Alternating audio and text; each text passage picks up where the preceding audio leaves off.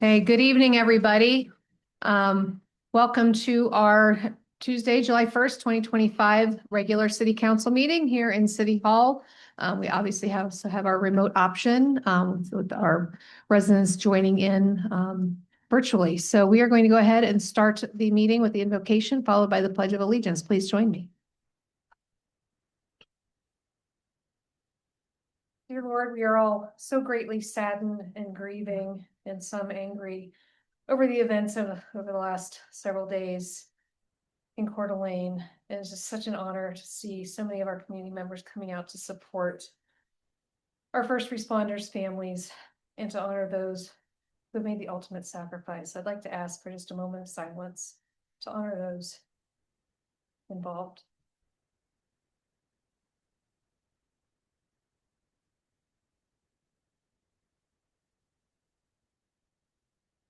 May you be with us today as we make our decisions in the best interest of this community. Amen. Amen. I pledge allegiance to the flag of The United States and to the republic for which it stands, one nation under God, indivisible, with liberty and justice for all. Okay, we'll go ahead and start with roll call. Councilmember Van Orman. Here. Councilmember Kurtz. Present.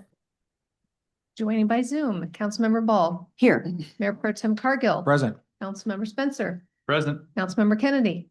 Present. All right, and Councilmember Dunn, let me know he has a family emergency. May we have a motion to excuse him? Motion to excuse Councilmember Dunn. Second. Thought everybody jump at once. Seconded by Councilmember Ball. All those in favor of excusing Councilmember Dunn tonight, please say aye. Aye. Any opposed? All right, motion passes 6-0. All right, we are up to agenda approval. Are there any requested changes on the agenda tonight? And I'll make sure I can get Councilmember Kurtz up here real quick, make sure I'm not missing her. Can we promote her to panelist if she's not already? 'Cause she's not showing. Am I? Oh, I'm not. That's why I can't see her. All right, just want to make sure I can catch her. All right, doesn't sound like we have any changes. All right, Mayor, since there are no changes, I propose and move that we move the agenda as printed. Seconded.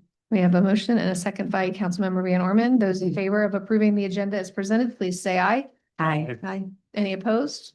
Okay, motion passes 6-0. We're up to citizen comments. So I think we've got a great amount of people here today. Don't know, we only have 2 though signed up to speak. So if anybody in the audience would like to make us public comment, there are these like yellow half sheets by the wall over there. If you'd like to fill one out, our citizen comment periods at the beginning and the end of the meeting are strictly that, citizen comments. Well, you have up to 3 minutes to comment on any topic. We take the information. If we need to get back to you, someone on staff will do that. It's not a question and answer period. We just ask that comments remain respectful. So first we have up Corinne Hunt. Welcome. Oh, and let us know if you live in the city limits or not, please. Yes, I do. I'm here representing just me, not the Winter Glow Board. So I have been proud to serve Winter Glow over the years. I embrace their mission of bringing lights into the darkness of the season and providing this for free. In January, Winter Glow notified Mark that we could no longer produce the event. This is due to the dwindling volunteer base, increased cost, and an aging out core group. This was not an inability of planning by Winter Glow causing an emergency for Liberty Lake. We are wanting and willing to meet with Liberty Lake to give you a better understanding of the needs and cost. This was turned down. We offered Liberty Lake first chance at purchasing displays, etc. at that time. I've been in contact with Manitou and they too are not doing their Christmas lights either for the same 3 reasons. The plan B was a conversation between Mark and Rich Riley on the morning of June 3rd. Rich represented what he was willing to do for the transition and suggested that maybe some of the volunteers who had put up displays in the past would be willing to help. The board was not part of this plan because it was an offering by Rich to help with the transition and not the whole Winter Glow as group. It's not a win-win for Winter Glow to say we will put it on as usual for 2025 after informing you we can't. I respect Rich Riley for his years of working on Winter Glow, his expertise, organization, hard work, and generosity. Some may not get along with Rich, but I saw and experienced the frustrations for him. He has a whole master plan as to how, when, and where displays go out. Volunteers, including core ones, would do things when they wanted in their way, which wasn't always safe, caused damage, and had to be redone correctly. Winterglow has not left 5 locations. It left the Riverfront Park due to the renovations. It left Spokane Fairgrounds due to the need to charge a fee, which was going against Winterglow's mission of free. Colley Park was briefly shut down due to lack of finances. Why would a location think it's forever? Life happens and things change. A thought is, why not some of the Liberty Lake people who have participated from the beginning take over putting it on? They know it all. They could do the transition. I know Winterglow is proud to do the ever-growing event at Liberty Lake, and we hope Liberty Lake will be able to continue to have a beautiful event. Thank you. All right, next up, we have Mark Saba. And while he's coming up, if there's anybody online who'd like to make a comment, please send a note to our meeting host in the chat feature, and we'll get to you after our live comments. Welcome. Thank you. I'm Mark Saba. Yes, I am a resident of Liberty Lake. Golf cart season, everybody. Boy, is it ever.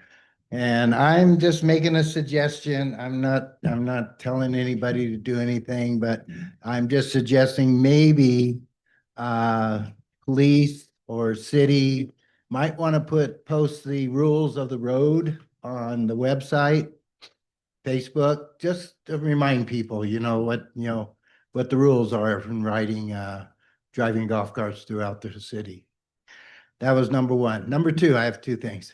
I'm going to echo what Mr. Kennedy brought up at the last meeting, I think it was, concerning electric scooters and electric bikes. I too witnessed 2 kids. I was riding my golf cart, and I had it at max speed. G-forces on my golf cart is about 14 miles an hour.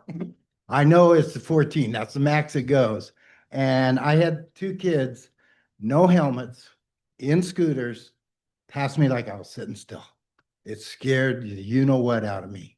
And the only thing I'm looking at is safety again, okay? I think we should have some kind of regulations when it comes to electric bikes and electric scooters, because they're become very, very, very popular now. I don't know the answer. I'm suggesting maybe put together a subcommittee of a couple citizens, PD, city, something like that, just to come up with some ideas, to brainstorm some ideas, to come up on how we can regulate, to make sure that we don't get a kid out there that's going to get himself seriously hurt. That's my concern. And that's just all I have for right now. So hopefully we can come up with something. Thank you. Thank you. All right. Is there anybody else in person who'd like to make a comment during this citizen comment period? I don't see any. Is there anybody online? No. Okay. Just remember, there will be another opportunity later in the meeting. We will move on to our announcements, proclamations, and special presentations section. Welcome, Rose Noble from Visit Spokane. How was that traffic? It was congested today. That's why I texted you. So Yeah, I made it just in time. I don't have a presentation today, but I do have some hard copies. Is it okay if I hand you all one of these? Okay. Thank you. I have one. Yeah. Thanks, Rose.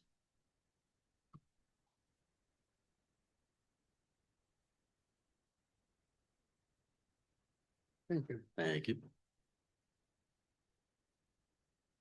Okay, looks like a long meeting, so I'll be short and sweet today. So just a few great updates for you all. Sorry I don't have a presentation, but I thought we could just give it verbally here, and I'll send a follow-up information to what I'm about to present in our economic impact. So we had our economic impact numbers in, and I just want to remind you that this is a regional economic impact, so we don't call out Liberty Lake specifically in this report. We work with tourism economics to do the full impact on the county. So what you're seeing is county numbers. And then of course we had our community impact report that I presented to you beginning of the year, and we look to build that and make it more robust on Liberty Lake focus year over year as we build out that programming. So thank you, Linda, for coming to our economic impact event. It was nice to see you there. And it's great that we're building relationships with council persons here in Liberty Lake. We had 10.1 million visitors to Spokane County in 2024. Yay. First time ever that we've broken above 10 million. This is great for everyone because that actually offsets household taxes by $1,000 each. Every single house in Spokane County would have to pay that if we didn't have visitors coming in and spending dollars in our county. Those visitors spent $1.53 million or $1 billion, sorry, $1 billion, 1 million. $1 billion. So it's pretty impressive. And there's a breakdown in this report. Of course, I gave you today kind of like the beautified summarized version that kind of calls out some of the numbers that we like to really kind of hone in on. But we do have the full report that talks about how these numbers are generated and how we are collecting this data from tourism economics. So I will send that along with this in a follow-up email for you all so you can kind of see and understand the breakdown. We do kind of call out the food and beverage, lodging, retail, transportation, and recreation. Those are our top tier areas where visitors are spending. Transportation does include our airport, but it's important to note that even if someone is coming to Coeur d'Alene and they're flying in to use our airport, they are spending money. There are taxes attached to that. They are most likely also getting gas or working with the company to transport them elsewhere outside of the state. So we do include those numbers in our data collection. We're excited to see this be an increase from 2023. We had a 2.9% increase in visitor volume. Again, we broke that 10 million. International visitation is very small in the grand scheme of things of what we do to bring visitors in. Visit Spokane does not specifically have a dedicated program to advertising to international visitors, with the exception of Canada, our Canadian neighbors. We do some promotional placement in Canada, and we're going to track to see how this year goes compared to 2024. We're probably going to see that go down a little bit when we have our 2025 numbers come in, but we're happy to expand on that when the time comes. So again, this is a really exciting news for us. We want to see the number of visitors and the amount spent in our area increase year after year. Of course, we want to work with our elected officials to make sure that's sustainable growth and growth that is aiding into the quality of place for our residents and not impacting, right? Nobody wants traffic. Nobody wants to not be able to enjoy the local amenities because visitors are taking over. So we take that responsibility seriously in terms of how we curate and create promotional messages to make sure that people enjoy our destination, enjoy our nature amenities and respect it and kind of make sure that those are growing in a sustainable way. Any quick questions on that? I'm not seeing anybody. Okay. And then I just want to give you a few updates specifically to some of the lodging tax funding that you have awarded Visit Spokane to do some promotional marketing with. We've hit the ground running, and we actually have some filming beginning in the next couple weeks here in Liberty Lake. We've secured some a drone vendor to do some beautiful sweeping shots of your city. We're going to have some nature. We'll have some of the city. We'll have a few different amenities kind of wrapped up into some of those captures. Those will all be more like scenic beauty type shots. So next year, maybe we can have Liberty Lake on this cover and not downtown Spokane. And those will all be images that we'll provide over to the city to use however you'd like once we have that done, both photo and video. In addition, we have designated, we have a new regional wide campaign that we're using other dollars for our Maker campaign, where we are promoting the people and things that in this county that make Spokane and our area so great, and we're emphasizing arts and culture with that. And we have identified a maker out of Liberty Lake. We will be featuring Liberty Lake wine cellars in the first launch of our campaign in 2024. I've communicated with them, and I'm sure all of you love Liberty Lake wine cellars. You should. We're actually going to do that filming and build the assets for that this fall during their harvest when they're a little bit more robust. We're communicating with some business partners. Of course, we did the restaurant features last year. So we're communicating with some retail and attractions. We have Bethany on our team who lives in Liberty Lake, who is dialed into some of those personally. So we're curating that list of where we will then send our photographer to go out and capture those assets that we had talked to you about, capturing those assets for us to use in our promotions, but also we'll be handing over those assets to the business owner to use in their own promotions. So everybody's elevating at the same time using high quality imagery and promotions. So when I come back for my Q3 presentation, I will have some very specifics for you on what we're able to do and some of the dollar spend that we're at. And we're looking forward to just programming through the rest of the year. We have to 12/31 to use those dollars and spend them in the way that we presented to you. And I think we're on track to get that done. And we're really excited to work with Liberty Lake on these very specific promotions. So cool. Any Okay. questions? Anybody have any questions? I'm looking online too. No, always great All to have right, you here. I'll be here. All right, thank you. All right, next up, we have recognition of our Ridgeline High School participants who are on the City of Liberty Lakes Climate Planning Advisory Team. I'm going to turn this over to Lisa. Mayor, council members, good evening. We, as you are very well aware, we have some pretty significant planning challenges. In this round of comprehensive plan update, we have a new climate element that involves both greenhouse gas goals as well as climate resiliency goals. And we, as part of the process for this, we put together a climate planning action team, advisory team to help us develop these goals and policies and really evaluate what would be most relevant to our city in this planning process. And we were just so very fortunate to have Krista Larson, who teaches the AP class at Ridgeline High School, bring to our planning advisory or our climate planning advisory team a group of students who were taking the AP course. And I have to tell you, it was such an awesome resource. These young adults are so bright, so intelligent, brought so much energy and passion, and really helped us craft some meaningful goals for our community. And so we are very grateful for them. While our climate planning action team is not done yet, we have a couple more meetings in the fall. The students are going on to other things. They're going on to college and graduating, et cetera.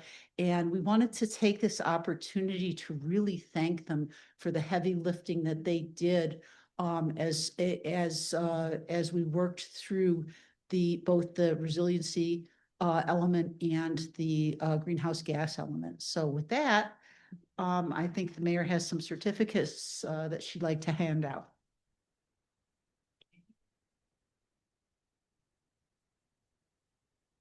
Guess I'll try to just kind of stand this way so we can see everybody. So I'm going to save the first one for last. That was on top there. So as I call your name, if you could come up and I'll get you your certificate. And do we have anybody doing pictures? David's not here. Is anybody? Okay, Lisa can do pictures. And so if you'd like some, let us know. All right, first we have Alec. Or do you want to do it as Do each one and then we'll do it at the end, if you could. Won't take that much longer. All right, first we have Alex Baker. We're just going to come up here. Thank you so much. Really appreciate your participation. My turn. Oh, I need to say, what do we do? Good. All right, congratulations, thanks for your help. Great. Next, we have Brooke Baker. Okay. All right, Quinn Troy. Did I say that right? Yeah. Okay. Welcome up. Thank you so much. We appreciate your help. Thank you. Hey, Lily Peterson. Any relation to Killian? Nope. Okay, just checking. It's spelled the same, so I thought I'd ask. Congratulations and thanks again for being part of the group. Okay. All right, next we have Dylan McDermott. Come up.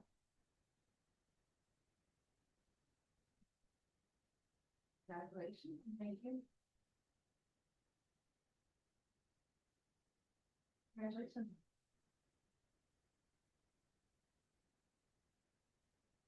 And Brennan McDermott.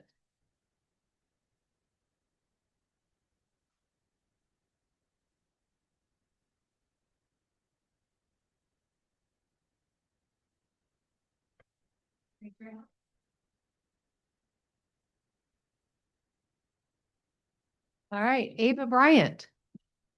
Okay, we'll make sure we get these to them. Tegan, is it Smith or Smythe? Smith, okay. Isabel Baker.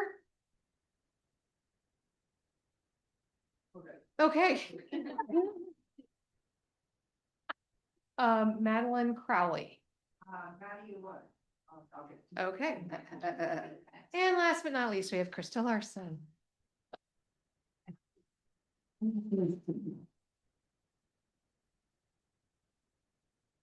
Really appreciate you bringing those students and getting them involved. I know I've been able to do your AP city, whatever we call it. Yeah, and it's always great opportunity to interact with great students. So we really appreciate all you do and getting everybody involved. Thank you for letting us do that. Thanks. Okay, everybody sat down.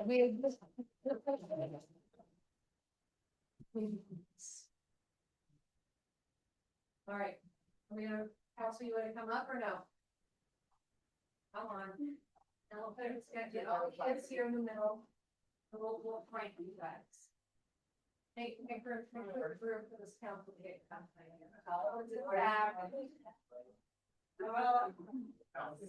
Like each other. We'll just push in.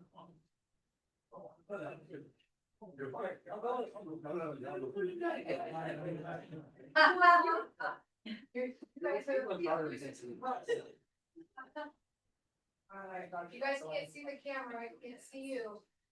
Everybody say, get your planners. Yeah. Thanks, everybody.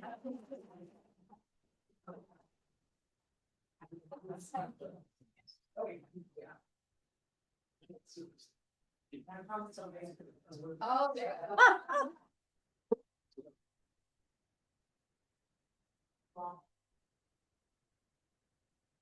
Okay. Next we have next our quarterly capital facilities plan update. Ben. Good, we're gonna do this again. There we go. All right, Evan, could you pull up the slide deck, please? Notice my head even gets cut off on the TV. Apologize for that. So as Evan's getting that loaded, so we've reached the end of another quarter yesterday. So we're going to brief you on the progress that we made in the last 3 months on the capital facilities program. As you remember, when I briefed, I believe in April, that was the first time we briefed this. This is the second round. So you'll see a lot of the changes from last time are all at red text or things like that. So I'm really going to just go over the changes from the last time we briefed this. And I brought Luke Michaels, our city engineer, with me tonight as well to discuss some of those projects in detail, or if you have any questions. Next slide, please. All right, so for parks and facilities, first off, we replaced the 4 air handling units at the library, and so far I have not heard any complaints from Jandy that it is nice and cool in there. So looks like they're doing their job. So I'm glad we were able to get that done before it got too hot. So that project was completed on the 9th of April. The town square master plan from council direction, we started working on that this year. We've been working with BCRA for the last month or so. We're going to be briefing you on at the next meeting, the 15th of July, on our first round of town square master plans for the library with community flex space. That'll be the next meeting. And then the last one is the storage building in Orchard Park. We've effectively canceled this project because at this point, there's not a need. The intent is to basically reallocate those funds for really part of the facility master plan. All these master plans that we're coming up with this year, working through, those are going to, a lot of the projects are kind of already on there, but those are going to flesh out as we complete that master plan going forward. Any questions on the parks and facilities projects? Okay, next slide, please. All right, so for transportation and pedestrian, Luke, you got to come up here because you're going to talk about some of these. So first off, I'm going to skip over the first one because I'm going to have Luke talk about that one a little bit, but we just completed the upgrade of the Moultrie Appleway signal. The county did that for us. It's effectively completed. They're still doing a little bit of testing, But that completes all of our signals around the city using the same system that's Submersible. So that project has been completed. Like I said, just a little bit more testing that the county has to do before it's like stamp approval, but we're calling it complete as of now. And then I will turn it over for Luke to talk a little bit more about the Mission Avenue frontage improvements and the Moulter grind and overlay, because we had some good news on both of those projects in the last little bit. Hi, I just wanted to give an update on a couple of these grants we've recently got. So the Mission Avenue frontage project, that is from a little bit west of the Harvest Roundabout all the way to the west city line.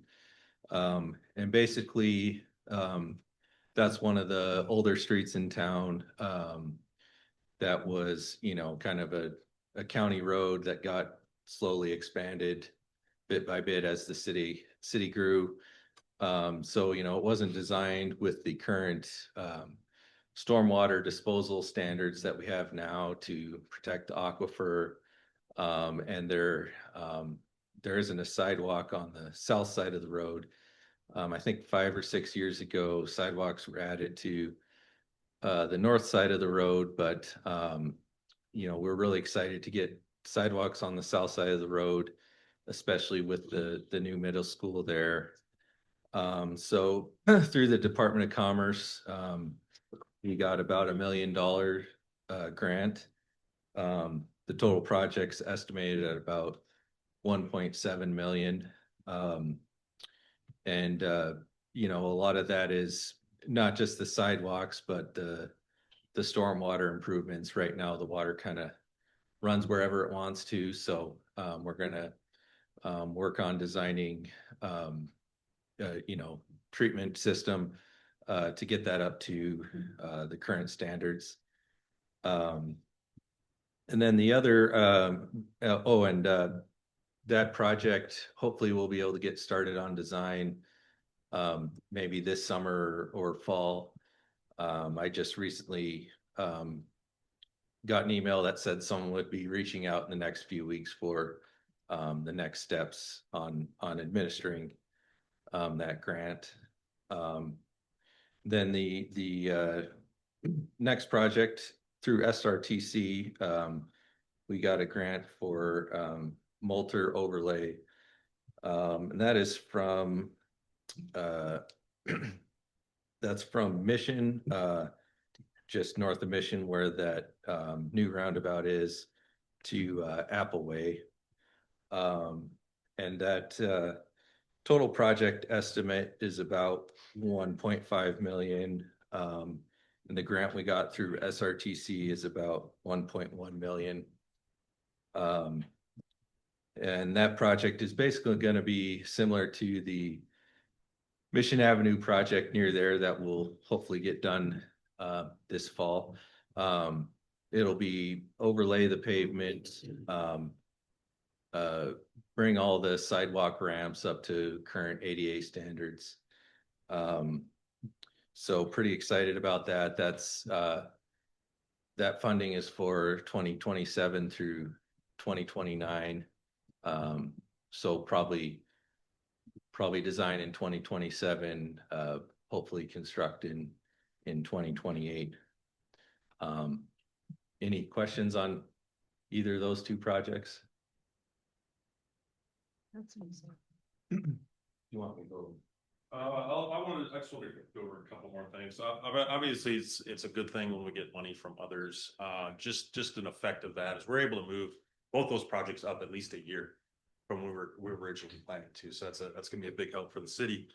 Before Luke talks about Sprague Avenue stormwater, I just wanted to mention, I think everybody saw the gentleman in the scooter running around last week. He was doing a LiDAR scan of our sidewalks. So that was completed last week. That's part of the sidewalk master plan. We are also going to have kind of a Google Earth car kind of rolling around the weekend of the 14th of July to do the pavement master plan. Very similar process, just a different scale. They'll only be here for a couple of days doing that. But we'll put something on Facebook just to let everybody know. Lisa's working on the network analysis. I think you're going to Planning Commission on that in the next month or so, I believe. I can't remember the date. It's on this backup slide, but I completely forgot. And then for pedestrian crossing allocation, we will be installing the four-way stop at Country Vista and Moulter tomorrow. They were out there this morning doing some foundations. They'll be out bright and early tomorrow at 4 a.m. Doing some of the crosswalk, the stop line painting in the intersection, just so they can get it done before it gets too hot and before there's too much traffic. So we put out a notice on Facebook for that one as well. I think that's it for transportation and pedestrian projects.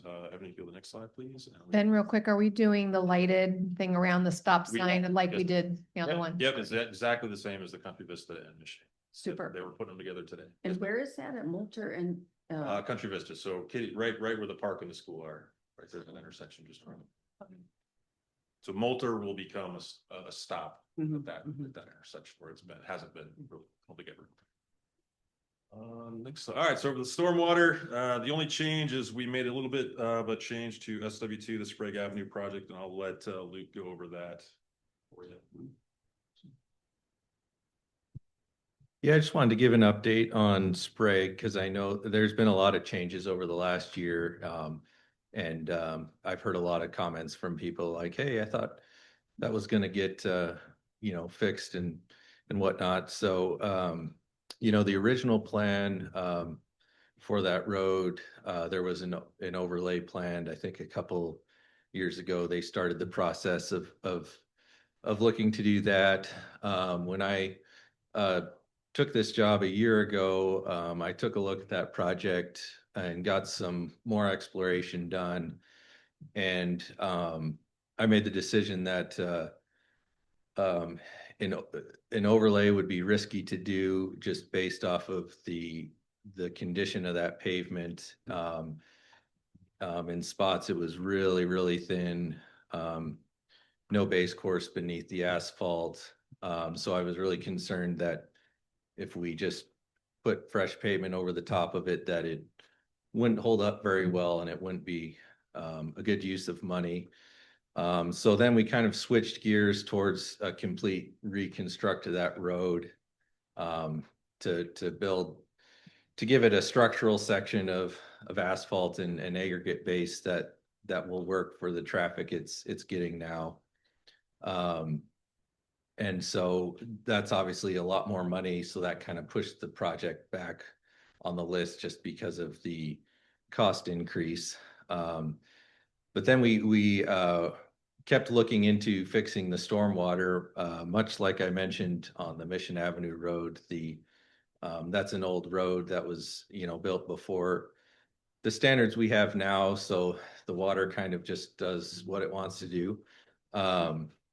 And it would be really hard to make any improvements on the south side of the road due to just all the landscaping and driveways, that go right up to the road.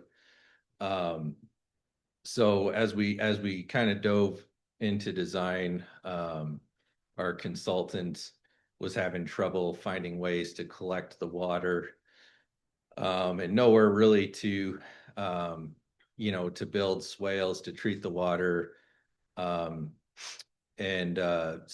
that was they were kind of working through that process. Then just here recently, our arborist took a look at the trees on the north side of the road, and he's of the opinion that, those trees are about ready. They're in rough shape and could be taken down. So that kind of made it easier on us to have a spot to dispose of the stormwater. So right now, our plan is to drain everything on that road to the north side of the road, and build roadside swales on the north side of the road where the old trees are currently, to treat the stormwater. So that's where that project is going, and why it's, we haven't started on it yet because we're working through all these design issues. Hopefully they're almost done with Parametrics is almost done with the design on the very east end of the road. We're going to add a curb and a dry well and some catch basins down there. So hopefully we'll get that done this year and then look to continue the other improvements in the next few years. Got a quick question if nobody else does, about what percentage of those trees are coming down? I'm just saying because people have asked about those for years. And it's kind of it's a catch-22. People know they're not doing well. They're afraid they're gonna fall, but they're also gonna miss them.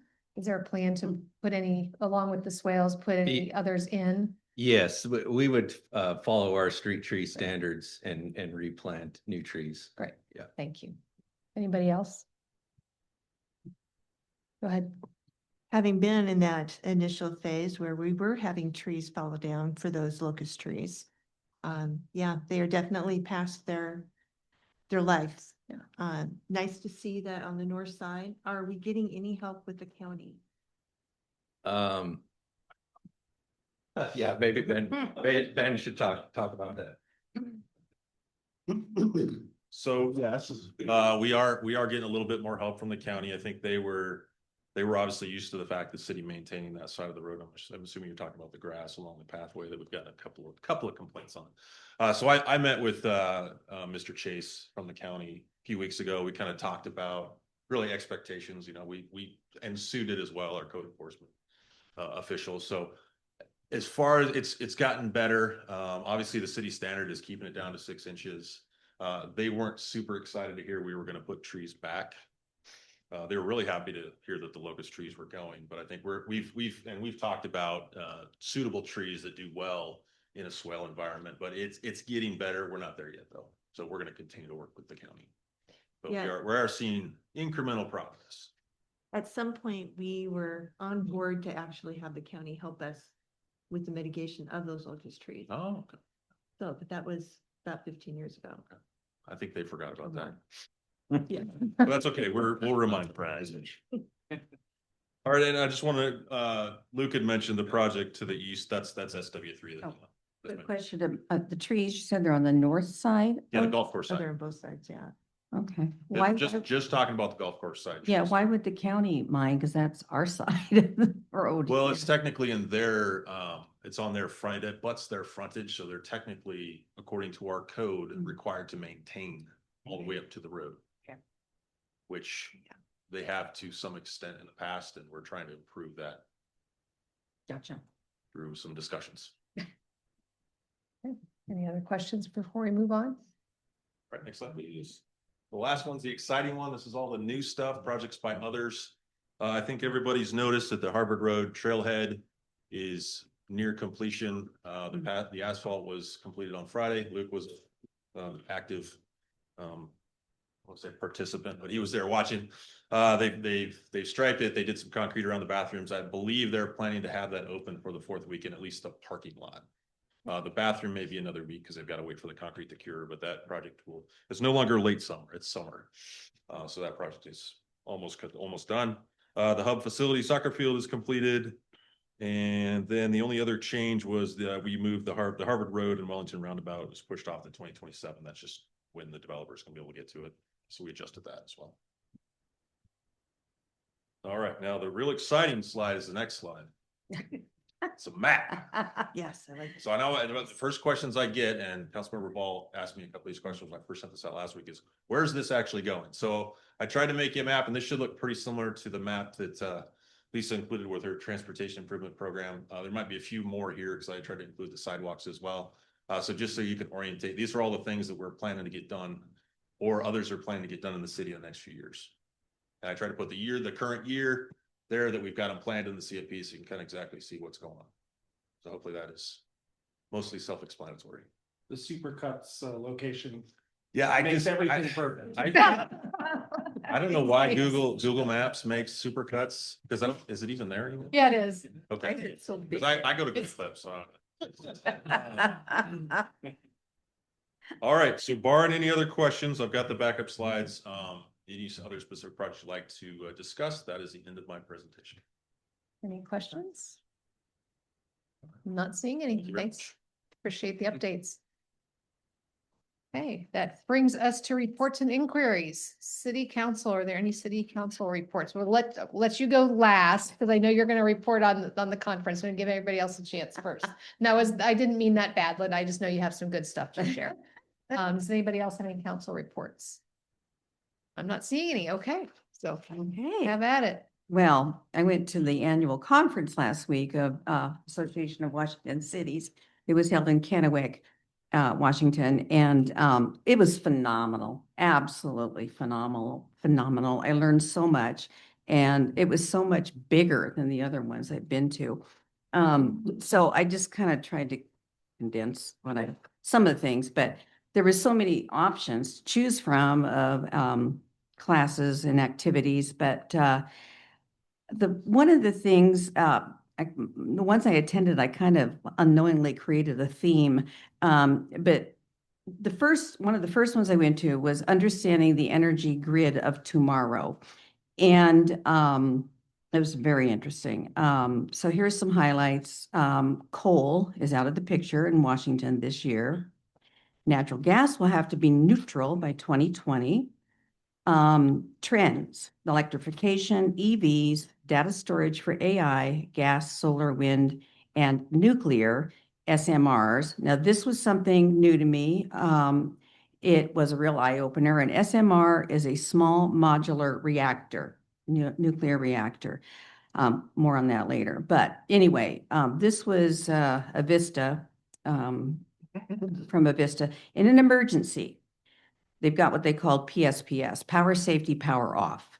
So I'll get to more to that in a minute, but here's some other things about the grid. So data centers are obviously sucking up an immense amount of energy. Nuclear energy could be the answer to supplying enough energy for AI and data centers. And that's good to know.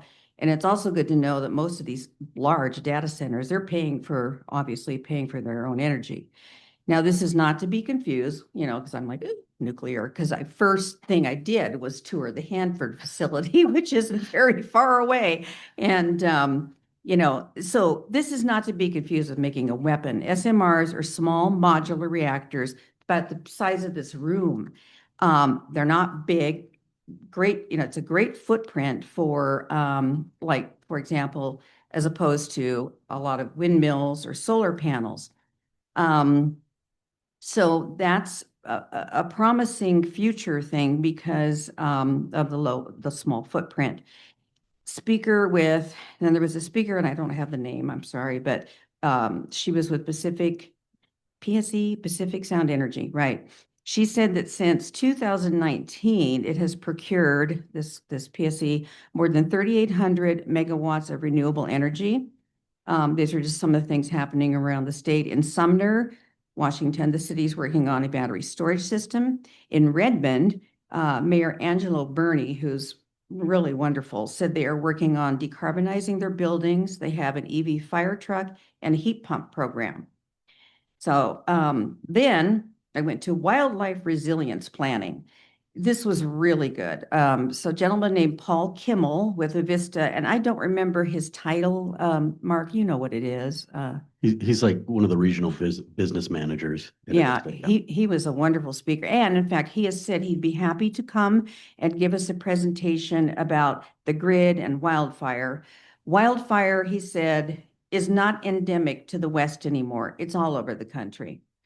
So what some of the things Avista is doing is grid hardening, which means burying lines as opposed to having them overhead, getting rid of wood poles, replacing them with metal, wildlife guards, increased aerial patrols. Then in enhanced vegetation control, they survey 20% of vegetation every year, and they look at 100% of the system year-round to remove dead trees. Since 2003, Avista has removed 46% of dead trees. And a fun fact, they use goats. And so then Paul gave me this. I don't need it because I don't have I'm in a small lot. But if anybody wants fire-resistant plants for Eastern Washington, this little book is yours. But if you're in a rural area, you don't want stuff right up against your house and that type of thing. But they're using technology to measure wind and humidity. They look at historic outage data and fuel consumption, human impact, spark ignition risk. So Paul said that PSPS, the power safety, power off, is the last thing they want to do, but it's a huge, and he said it's a huge decision. But they won't re-energize if they do cut the power. It's for a good reason. And they won't re-energize until boots on the ground have checked on everything and made all necessary repairs. He said community resource centers are great to have, to go to charge your devices, get a snack, but planning and prevention are key, which is where we come in. And I brought this up before, maybe even before I was in office, but we need a preparedness plan and fast. This problem is not going away. Look around, we've got a lot of trees.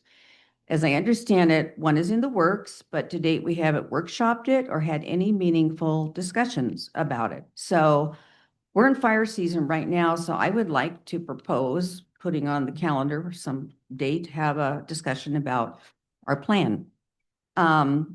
Rich Elliott, who I think was the mayor of Ellensburg, said that people need to be prepared and most are not. He suggested perhaps, I don't know what they cost, but investing in a solar charger for your phone, keeping any meds you might have to take. If you've got to run, ready, know where they are, have a bag, whatever. Joining up with our partners, neighboring cities and the like.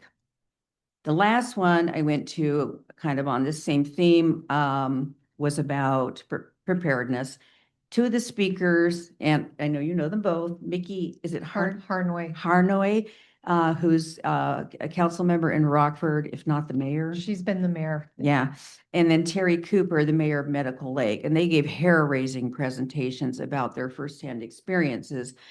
Mickey spoke on the 2020 Malden fire, which wiped the city out. It took FEMA 15 days to issue a disaster declaration due to the president's disdain for our governor at the time. So they relied on tons of volunteers.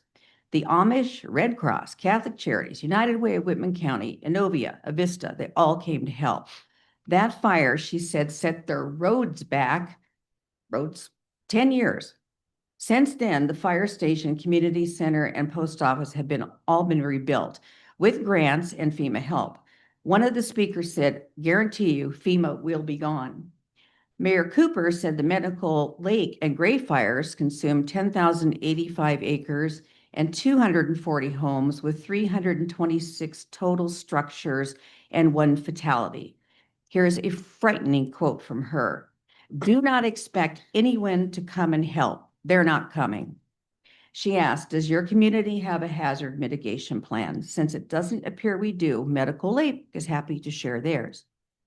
So, yeah, I kind of got on this whole theme of, power and fire and, yeah, generally was really glad to get this information if it didn't freak me out a little bit, which it did. So, a couple other things I did. Well, Miss Summerdaro and I went on the field trip to the Criminal Justice Training Commission's Regional Center in Pasco. I'm sure he's gone, knows where it is. It was really interesting, but what was fun, I rode on the bus. I was sitting next to Heather Sherman, who is on the College Place City Council. She's the wife of a retired WSP officer. And she said, you need to do a ride along if you've never done one. And I said, I've done one and it was exciting. So I'm telling you guys that haven't done a ride along, you need to do it. And I'm probably going to request another one. Because you really learn, firsthand what our fabulous police force is doing.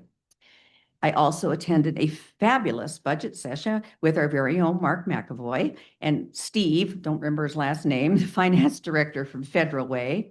I went to a social media presentation by Ogden Murphy and Wallace attorneys.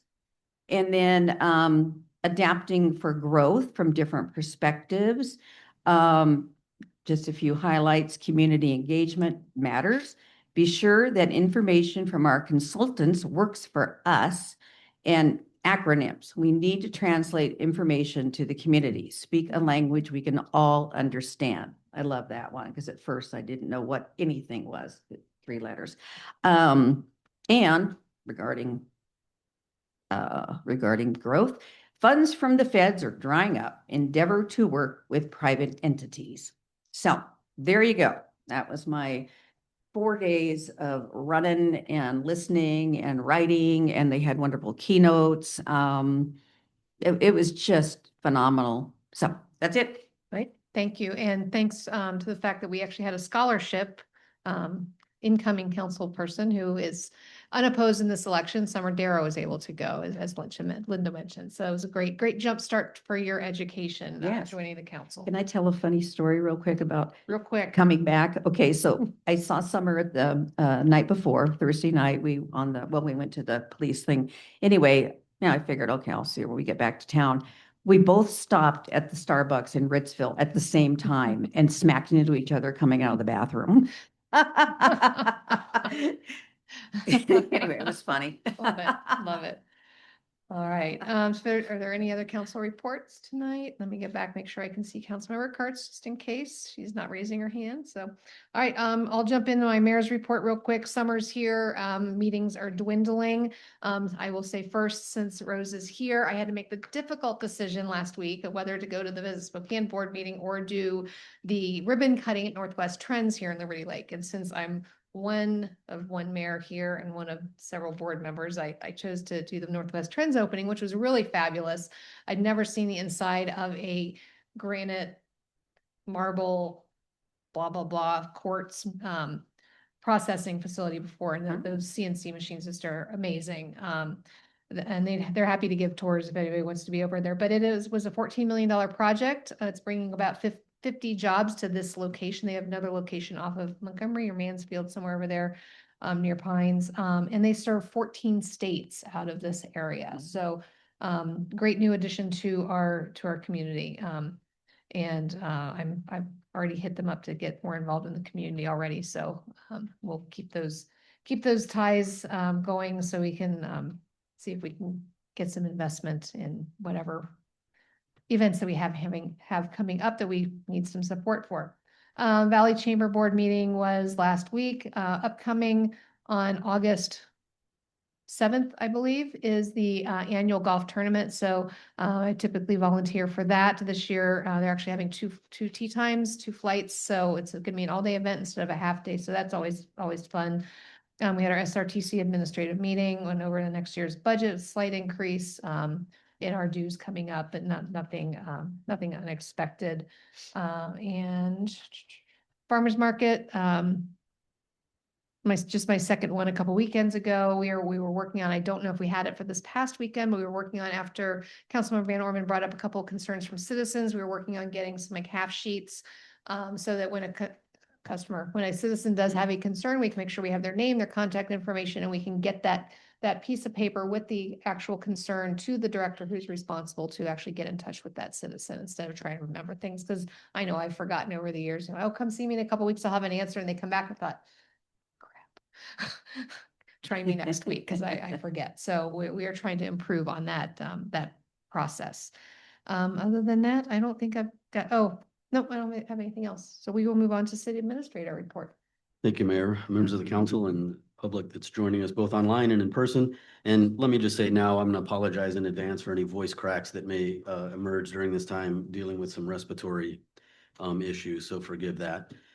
Just a few of the events that are upcoming and reminders about them. We've got a whole series of July 4th events that are starting the day after tomorrow, Thursday, July 3rd, in various locations. We have talked about those before, but we've got a parade. We've got some fireworks, our event in the park with a concert. We've got all kinds of things. Check out our website. Movie in the park is starting. And so there's just a myriad of opportunities to get out and enjoy the week, enjoy the nice warm weather, and be with friends and neighbors. The Friday this week, Friday, July 4th, is the Independence Day holiday. And so City Hall and the library will be closed in observance of that, and then back to business the following Monday. And then a few weeks downstream, just want to bring everybody's attention to a very popular event. Touch a Truck is returning to its normal kind of presentation at Orchard Park on Friday, July 18th. Before we move on to these next set of things, any questions about those? No, Mark, I did notice remember the Friends of the Liberty Lake Municipal Library soiree is on the 16th. So that would be Wednesday. It looks like the 16th. Is Yep. that right? Okay, so Wednesday, and that is, remind me of the location? Liberty Lake Wine Cellars. Wine Cellars. Okay, and are tickets still available? 16 tickets left available, and go to the Friends website or stop by the library and they can plug you into that. Yep. Any other questions? All right, so I wanted to just take a minute to bring to everyone's attention that July, every July, is Park and Recreation Month. This happens to be the 40th year that this is being commemorated. And this year's theme is Build Together, Play Together. And it really is an opportunity to remind everyone in the community, including ourselves, of the contribution of all of the folks across the country, but particularly those in the city that we serve, the professionals that keep the parks and the recreation programs up and operating and maintained to the extent that people can enjoy them regularly and consistently. And so each July we celebrate this and how they improve our lives across the city, across the year. They make a lasting impact in our community and communities across the country. And when you listen to this next sentence, think of our own strategic plan, because a lot of these themes, particularly in the priority that is called quality of life and connectedness, are specifically called out in our plan that match this. Park and recreation programs are essential to community health and well-being and help cultivate lifelong friendships, memories, and family bonds that people hold dear decades later. And so I want to take the opportunity to invite Jen, who I believe is on virtually, just to say a few words about some of the things that are ongoing in July that will give us an opportunity to highlight some of these services that are provided in our community by our professionals in the Park and Recreation Department. So Jen, if you're online, go for it. She is. Yeah, so can you hear me? Yeah. So I think it's interesting what Mark just said when he touched on quality of life and connectedness. When COVID hit and everything shut down, including our parks, we had to close down our park structures, our play structures. We still racked our brains to figure out how can we provide activities to our community during this pandemic that will get people outside and hopefully provide some positive atmosphere to still age and still enjoy the community. And we did that. It was a mad scramble.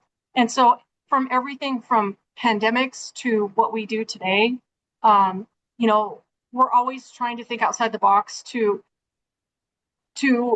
provide inclusiveness, engagement, community, family interactions through all of our events, whether there's a pandemic or there is not a pandemic.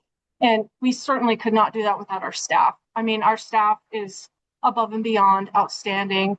We have some new staff on hand that between Mikkel with the recreation department, which we are hoping to grow, and Derek, our park superintendent, who handles every single issue that there is in a park, to some of our longtime workers who have been there since, they've been with us since they were seasonals back in 2015, and now they are crew supervisors. So they work really hard every day, and each one of them takes a lot of pride in what they do. They have a lot of pride for their parks and the golf course, and it's impressive. It's impressive to see them take that ownership, and it fulfills me as a leader to see them take that pride and take that extra step to kind of show off their area. So I want to thank them. Without them, we couldn't do it. And without them, we wouldn't have the beautiful parks and golf course that we have. The SCJ Alliance group, interestingly enough, when they came in and they did I'm not sure what his title is, but he's one of the head folks of SCJ Alliance for the Parks Plan. And when he came in and toured our parks, the nicest, kindest compliment came from him. He said, our parks are some of the nicest parks he's ever seen in all of his tours doing park plans. So, I mean, that to me is just pride, and I'm so proud of our staff, because without them taking the pride in what they do every day, we couldn't have that. So anyway. Thanks to you and your crew, Jen, as always. You always do a stellar job. Thank you. So what you'll see throughout July is probably a weekly segment that just kind of highlights a crew doing some work to give everybody an idea of what goes on in the department to make sure that our parks, green spaces, and recreation programs are delivering the services that everyone expects. And so look for those through our social media channels. Any questions about that before we move on? Okay, the 2025 burn restrictions, the city or the fire marshal for Spokane Valley Fire Department, which all of the city of Liberty Lake is inside of the Spokane Valley Fire Department's district, has issued burn restrictions for 2025, effective June 30th, yesterday. And so if, and there are specific exceptions to that and conditions that are associated with that, that I would recommend everyone visit the Spokane Valley Fire Department's website to get a specific rundown on what those are. It's got a very easy to read chart with do's and don'ts. And so it will answer all of your questions. And of course, they're always available. The fire marshal's office is always available to answer any questions that the infographics may not. Before I move off of this item, I just want to maybe clarify so that people aren't concerned about emergency management in general. As a city, we are a growing city. We're a relatively new city. And so we are working on developing what is called a continuity of operations plan for ourselves to be able to continue vital governmental operations in case of any kind of emergency. The county's Office of Emergency Management, Spokane County, does have a hazard mitigation plan. We have an annex or a chapter in that plan that is developed specifically for Liberty Lake that identifies the hazards in this area and what we specifically will be doing to mitigate those. In fact, we're in the process right now of updating that plan. And so from a timing perspective, I think it would probably be the most appropriate to bring a workshop back to the council when that plan reaches its final draft form. And from a schedule perspective, I can't remember what that is. Do you recall, Lisa? So we'll get you that information, but we're in the process of updating that right now. And so the continuity, you mentioned acronyms. If you want to get into acronym hell, go into an emergency management career field. Continuity of operations, I'm going to try not to use acronyms. Continuity of operations plan, we're developing that internally, and we would be glad to bring you a workshop on that when we get farther down the road. Any questions about the burn restrictions or just general emergency management? Okay. 2026 budget engagement. This is just a reminder of what we talked about at the last council meeting. We have started our budget engagement. You will see various opportunities launch in the coming days and weeks to get clarity on different aspects of service provision, funding opportunities, those kinds of things, capital projects, those kinds of things as we get ready for our 2026 budget development, which will start in earnest sometime in August. And then finally, a follow-up to the discussion that we had during last council meeting on the Youth Commission ordinance that was up for repeal. Some questions were asked about activities and discussions staff may have had both internally and externally about reconstituting that commission. And just from staff's perspective, there have been some conversations with the school district and maybe more internal to the city staff than external, but certainly with the school district about possible opportunities of partnering. And based on the feedback we got, it wasn't negative feedback, but the feedback we got was that kids of that age and maybe as we saw with the recipients of the certificates, there may be some turning tide there. Kids of that age are involved in so many different activities that it may not be realistic to expect 7 of them to commit to something for a year's time. Whether that's true or not, I don't know. We can certainly go out and try to do some recruitment. The other thing that I would say is that a while back, probably a year and a half or so ago, we did not make a formal recommendation, but we talked about suggesting that instead of a commission made exclusively of youth, that maybe there was an opportunity to add an ex officio member that was a youth on each of our existing commissions, so that people with a particular interest in, say, planning, land use, architecture, those kinds of things, engineering, could plug into planning commission. People in parks, recreation, arts could plug into parks and arts, and so forth. So that's an option that we can look at. But with respect to the ordinance itself, it's been tabled. I just wanted to bring back that update so that you understood what efforts staff has made in the past to talk about what possibilities may exist for that commission or some derivation of the intent of that commission in various forms. And so any questions on that item before I conclude my report? Go ahead. So Mark, would it be the staff's recommendation then to proceed with revoking or getting rid of that ordinance, or leave as is for now? So what the way I would answer that question is that when that came to us to evaluate with all of the other ordinances on that list, it wasn't that staff necessarily recommended that it be repealed. Our recommendation was that if it was repealed, we could approach it in a different way. And so we put it on the repeal list. It really is up to the council. If council would like us to make a concerted effort to reconstitute that commission, we will work our hardest to do that. That wasn't our interpretation of that process. So that's how it wound its way onto that repeal list.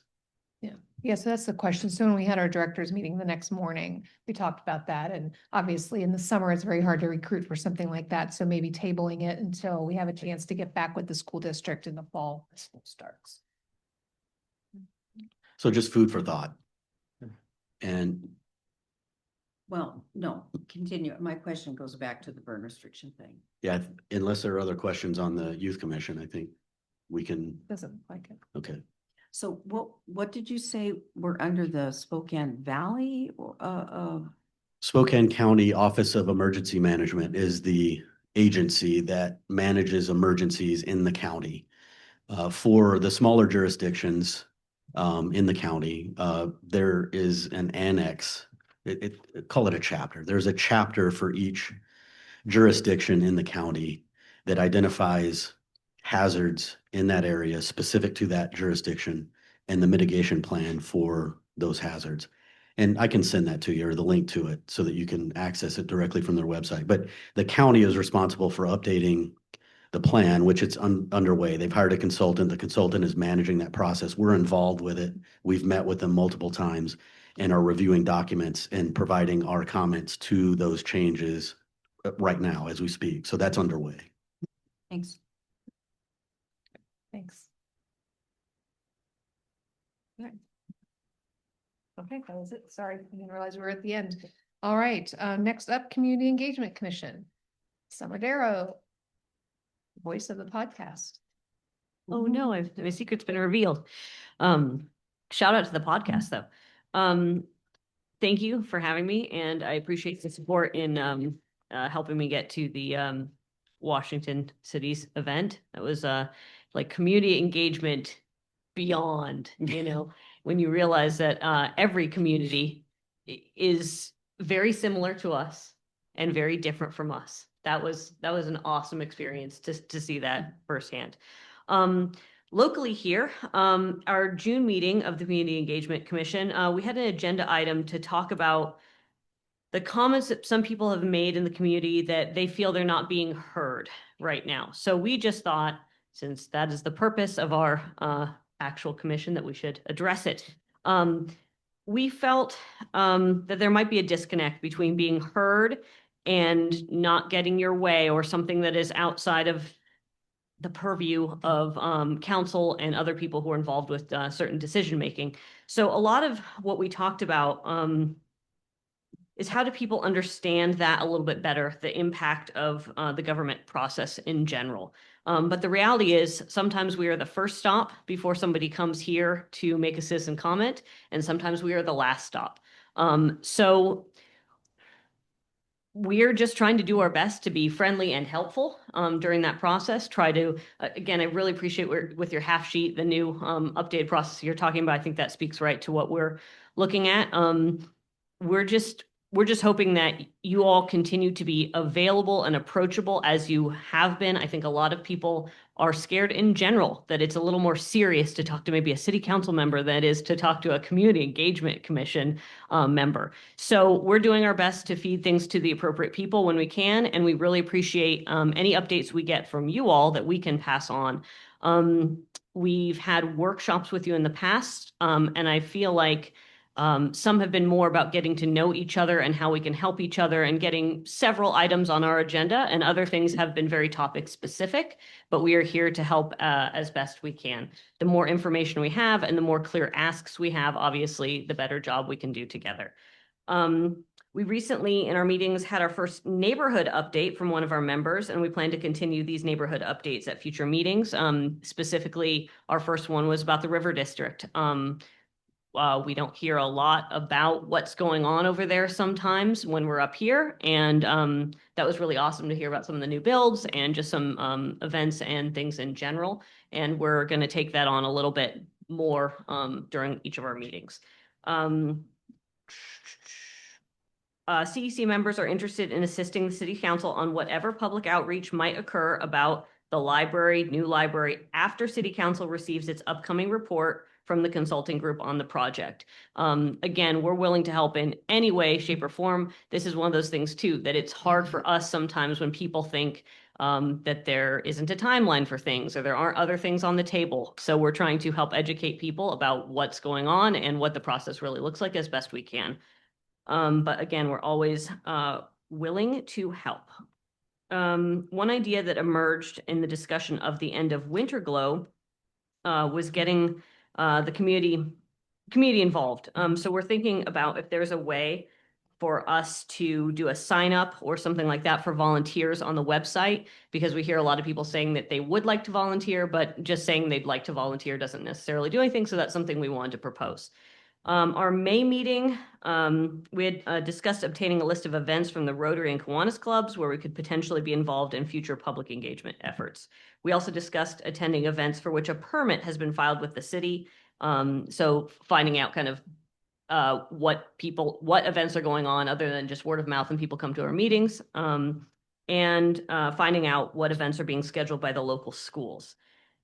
Throughout the summer, commission members will be assisting the city's community development staff with its public engagements related to the development of the city's upcoming comprehensive plan. This includes different areas of outreach involving the new Parks and Rec master plan and the city's new sign code. So I think for us, it's been really exciting when we've been asked to put our brains together and do anything. So anything you ask of us, we will give it our best effort. Got anything for me? Go ahead. Otherwise, I'd love to community engage with you outside here. All right. Thank you. All right. Thank you very much. Okay. All right. Next up, we are up to general business consent agenda. Mayor, I'll make a motion that we approve general business items 9A, B, C, D, and E. Second. Right, we have a motion and a second. All those in favor of approving general business consent agenda items 9A, B, C, D, and E, please say aye. Aye. Any opposed? All right, motion passes 6-0. Mayor, I'll make a motion to approve general business action item 10A, the dissolution of the CIN consortium. Do we have a second? Second. Okay, we have a second by Councilmember Kennedy. I will invite Jandy up to kind of walk through this and what the follow-on actions will be, so. Good evening, council. So just a refresh from the action item that you have before you. The Cooperative Information Network has been around since the 1980s. We became involved with the consortium in 2012. So over 15 years now. We love being part of the consortium. As you know, this is the way that patrons are able to we share materials. So our patrons are able to get books from 15 other library systems. That doesn't literally mean 15 libraries. That's the system. So some of the districts might have multiple libraries. So there's about 30 of them. But the Cooperative Information Network title doesn't really scream library. And so at the end of last year, we started the process of discussing changing our name. And I think I might have mentioned this to you guys prior that the new name we'd like to establish is Inland Northwest Libraries. As we went through the paperwork process, we learned that the consortium itself wasn't formed properly. And so we weren't operating in the way in which we should. And so going back and forth, it was found that the easiest way to get the paperwork all in order would be to dissolve the consortium and then reform as a new consortium with our new name. As we were going about this process, it was determined that we needed to go to each of our boards of trustees for permission to dissolve the consortium, because we'll have to make a vote. And since our board of trustees is advisory, that's why I've come here tonight to speak with all of you and get your approval to vote on your behalf. So I would go to our July meeting, which is July 16th, and vote on your behalf.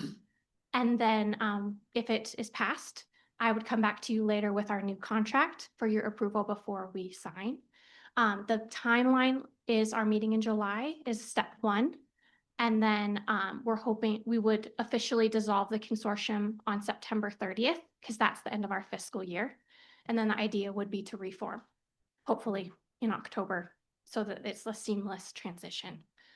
But it was just easiest to do it at the end of our fiscal year with our dues and all that, the finance aspect of it. Is there any questions?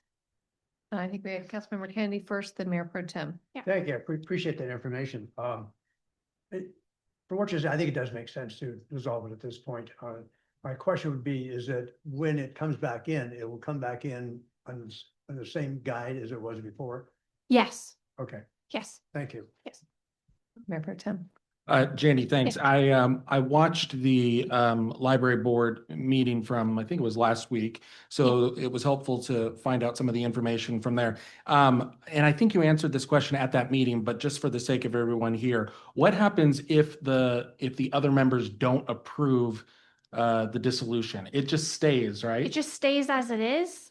I'm not quite sure what our next step would be, because we need to be, for all intents and purposes, legal.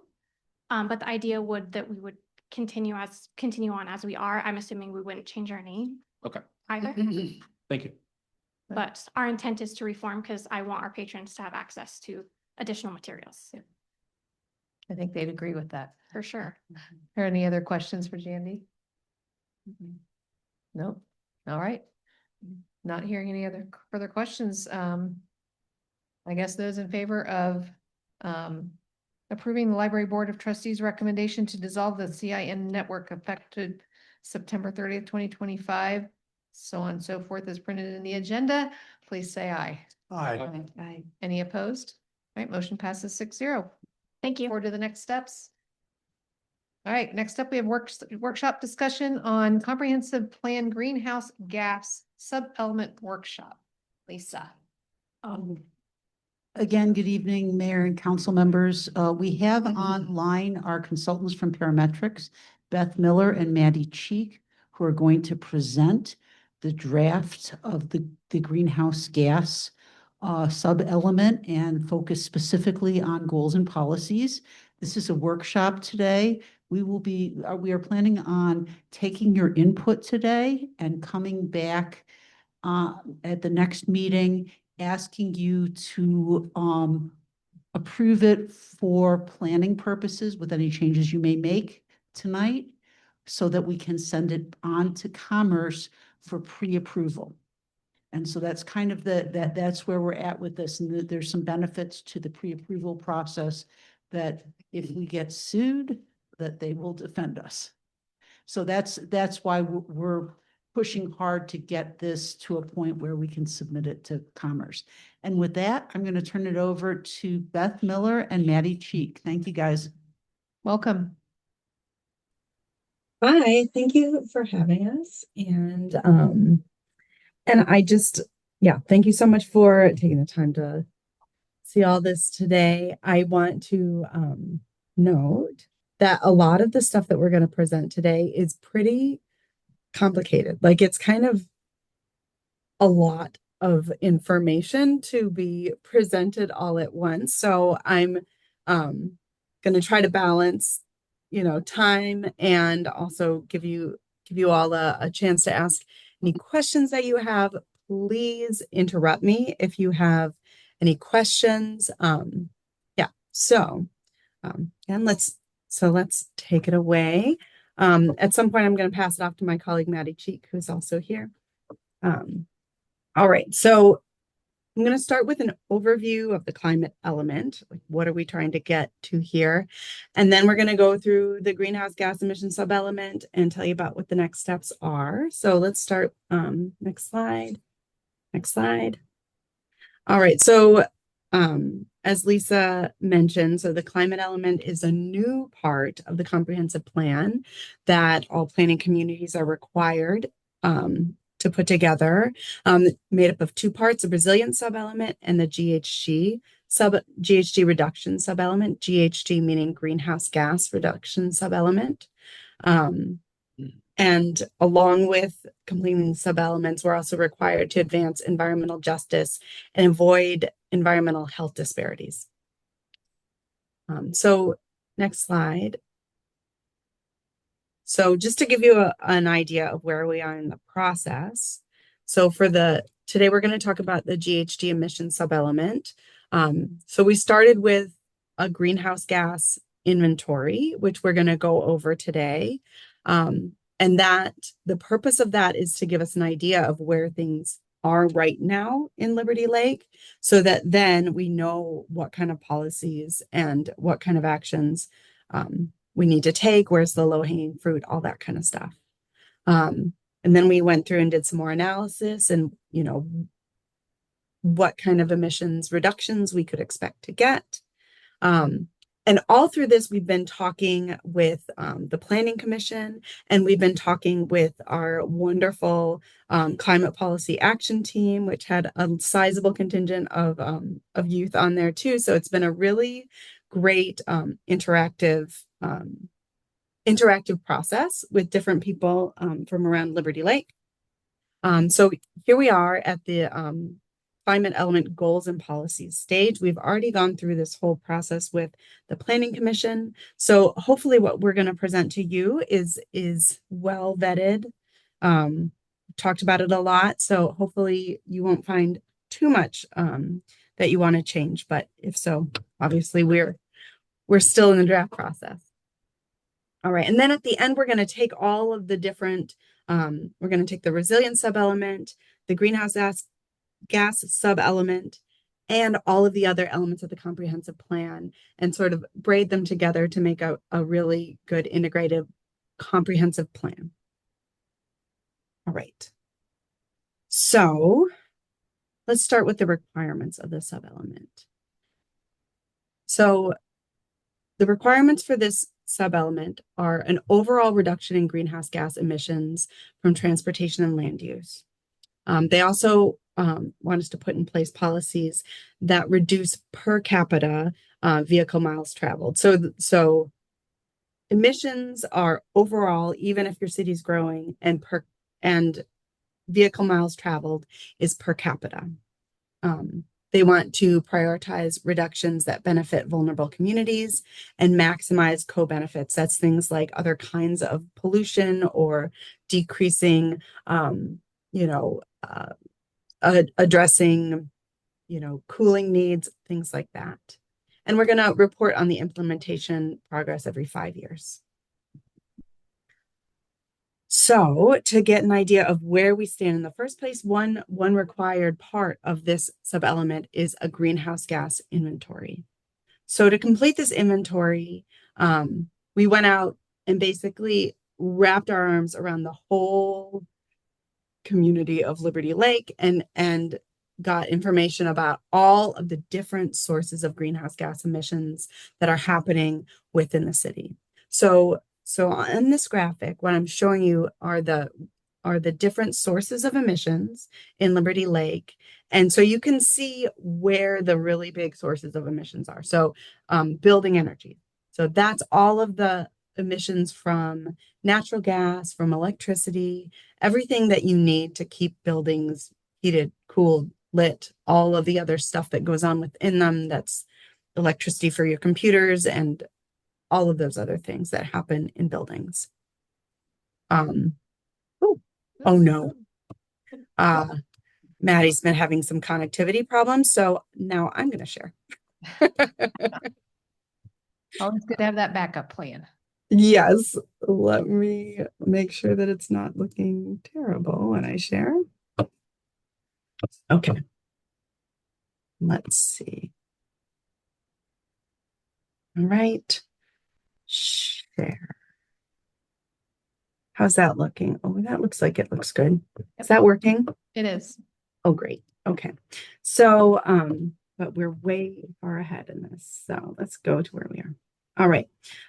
Transportation, that's all of the passenger cars and trucks. We also we went and counted everything, including golf carts. Waste disposal is all of the trash and wastewater. Industrial process and refrigerants, that's your mainly in Liberty Lake, exclusively it is refrigerants. So that's your air conditioning, that's your refrigerants in your refrigerator, stuff like that. Then finally, we also calculated any emissions from land use change and from fertilizer use, things like that. We actually went and asked the golf courses how much fertilizer they used. So add it all up, and this is about 118,000 metric tons of CO2e. So CO2e is CO2 carbon dioxide equivalent. So it's a way to add up all the different gases that all contribute to global warming. Any questions right here? We're going to step through each one of those things to make sure everybody understands where we're at with those. Okay. All right. So just to get a little bit more into detail, what's going on. So building energy, it's about 66% of your emissions. Like I said, it's lights, heating, cooling, all your appliances.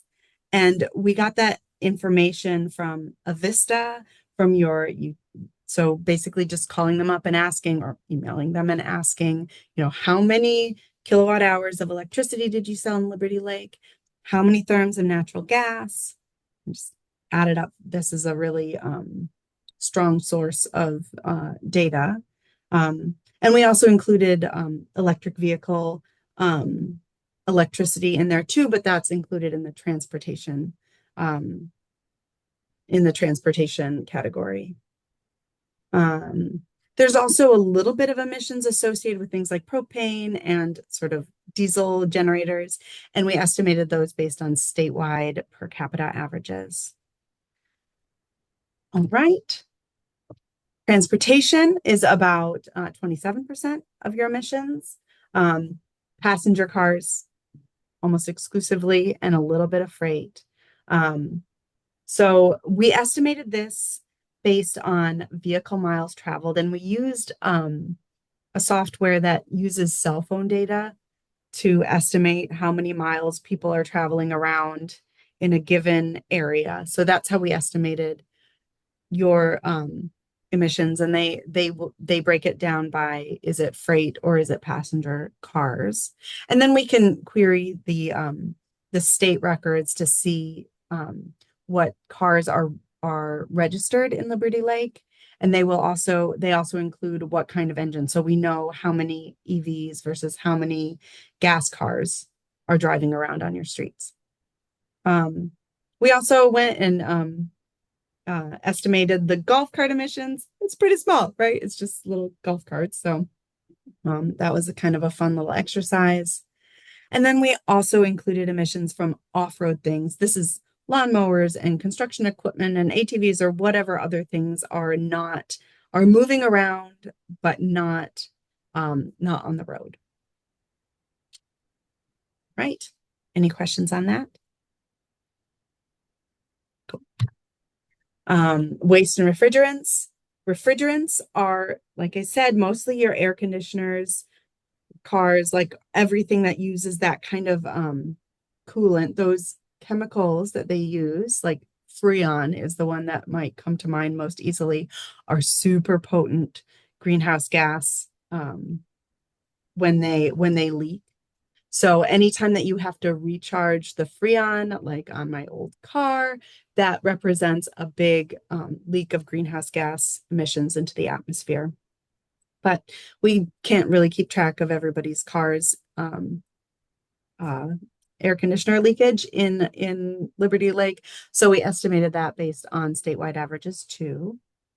And then for solid waste, we estimated that based on just asking the haulers how much garbage they collected, and then we know where they took it to, and we can then estimate the emissions associated with that in the landfill, because the landfills have to report their emissions to the EPA. And finally, wastewater treatment. We estimated this based on a tool put out by the EPA that uses population and wastewater treatment type to estimate the emissions associated there.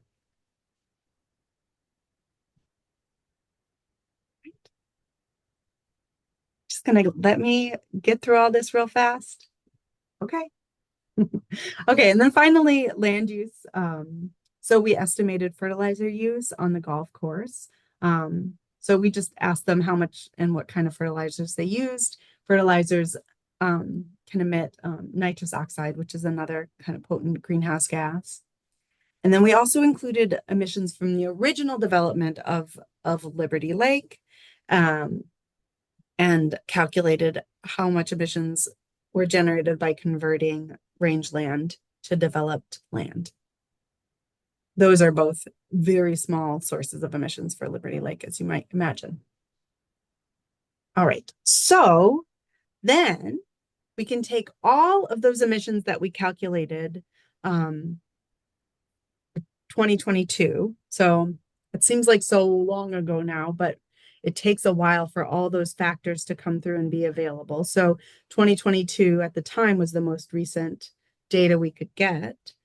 And then we forecasted out how we would expect emissions to change through time, given all of the statewide policies that are also in play. So in this case, the really heavy hitters in terms of affecting your future emissions are the Clean Energy Transformation Act, energy codes, and the clean vehicles program. So that's the electric vehicle requirements. So all of those are acting to bring down your future emissions. But as you can see, there's still a significant chunk left to be dealt with in Liberty Lake. That dashed line is the net zero goal. So that's 0 by 2050, which is sort of the guardrail goal to avoid some of the worst climate consequences. So if we can get the world to reduce emissions to 0 by 2050, we can avoid some of the worst consequences. Any questions here? Just want to note that the big remaining emissions, as you can see, are that light blue stripe. So that is natural gas, primarily. Diesel, the dark green, and the lighter green is gasoline. Even though it's being drawn down by the Clean Vehicles program, there's still some gasoline left to deal with. All right. So then to develop this draft, we took these GHG inventory findings. We looked at what emissions remained, and that's where we should be pointing ourselves, right? That's the work yet to do. We looked at the menu of measures. So Commerce, who is requiring you to do this whole thing, put out a menu of measures, they call it, basically a long list of policies that that communities can enact that will address different sources of emissions. So we looked at that. Those are policies vetted by Commerce. And then we, using what we knew about Liberty Lake and then vetting it through the Climate Policy Action Team, the city planning staff, and we also did one-on-one meetings with different members of the community to try to make sure that we were covering a variety of concerns, to make sure that we were crafting these policies to really fit Liberty Lake. And then finally, just a couple of weeks ago, we got final approval, or at least final provisional approval from the Planning Commission. All right, so I'm going to pass it over to Maddie now, and she'll take you through for a while. Right. Good evening, Mayor and Council. For the record, my name is Maddie Cheek, and I'm on the Parametrics Consulting team. Apologies, my internet is being not particularly well behaved tonight, so I'm hoping it doesn't crap out again, but I'll do my best. And I know you're in good hands with Beth if it does. Okay, so as mentioned at the top of this presentation, the climate element requires the city to reduce overall emissions and per capita VMT. We saw in the emissions inventory that buildings, transportation, and waste are the largest sources of emissions in Liberty Lake. And so we wanted to share some of those best practices to sort of frame up the conversation we'll have about the draft goals and policies. So for buildings, the best practices to reduce emissions there include things like energy improvements and renewable energy use. VMT reduction, we're talking about land use change, active transportation, and public transit. For transportation, we're really looking at transportation fuels. So best practices here include switching to electric vehicles, using alternative fuels, and then we'll talk a little bit more about what the future may hold and how that might be reflected in the comprehensive plan. And then lastly, for waste, best practices include reducing waste, managing it responsibly, and capturing methane at the wastewater treatment facility. And so these were all kind of in our minds as we worked with partners and community members to develop the draft climate element, or draft GHG sub-element rather. Next slide, please. So the greenhouse gas sub-element includes different layers of detail as shown in the triangle on the left. We've got our broad goals at the top. We've got sub goals in the middle there, which are a little bit more specific and tailor the goals to align with the best practices that we just talked about. And then lastly are the policies, which are the most specific, and those provide information about how the goals or sub goals could be accomplished based on the city's implementation levers. Those implementation levers are shown on the right, and they include things like incentivizing action, for example, by reducing permit fees to get people to make the switch to a more energy efficient appliance, for example. It can also include things like educating the community through events and outreach, collaborating or partnering with other regional governments or agencies like Spokane Transit Authority, supporting and advocating for greenhouse gas reduction. For example, when the state has new policies they're considering, leading by example by implementing changes in city facilities and operations, and then lastly, updating planning documents. So keeping these in mind, we'll walk through the draft greenhouse gas goals and policies, starting with policies related to buildings and energy use. We'll kind of level set here first and then get to the draft goals and policies themselves. So like I mentioned, we have two best practices for reducing emissions from building and energy use. For energy efficiency, we're talking about weatherization, so improving insulation, upgrading windows or roofs, or even adding white roofs to reflect more solar. I'm so sorry, it's late. Instead of absorbing it. We're also talking about things like energy efficient appliances, so switching from natural gas appliances to electric, specifically for heat, space, and water heating. And then also building size. Smaller buildings just use less energy to heat and cool, so that's another lever there. And then second is, in terms of renewable energy use, we're really talking about local solar, which could be on rooftops, carports, etc. So next slide, please, Beth. You all have these draft goals and policies in your packet. And so our thought was we could read the goals and the sub goals in the kind of dark and light blue shades there, and pause for any questions on the policies, if that sounds all right to this group. We do have, I think, 9 different goals in this sub element. And so we will want to move fairly efficiently, but also I know that this is the first time you're seeing all this. So I want to make sure that you all have enough time and space to sort of digest it and ask the questions you need to ask. If that sounds all right, then I will go ahead with goal 1.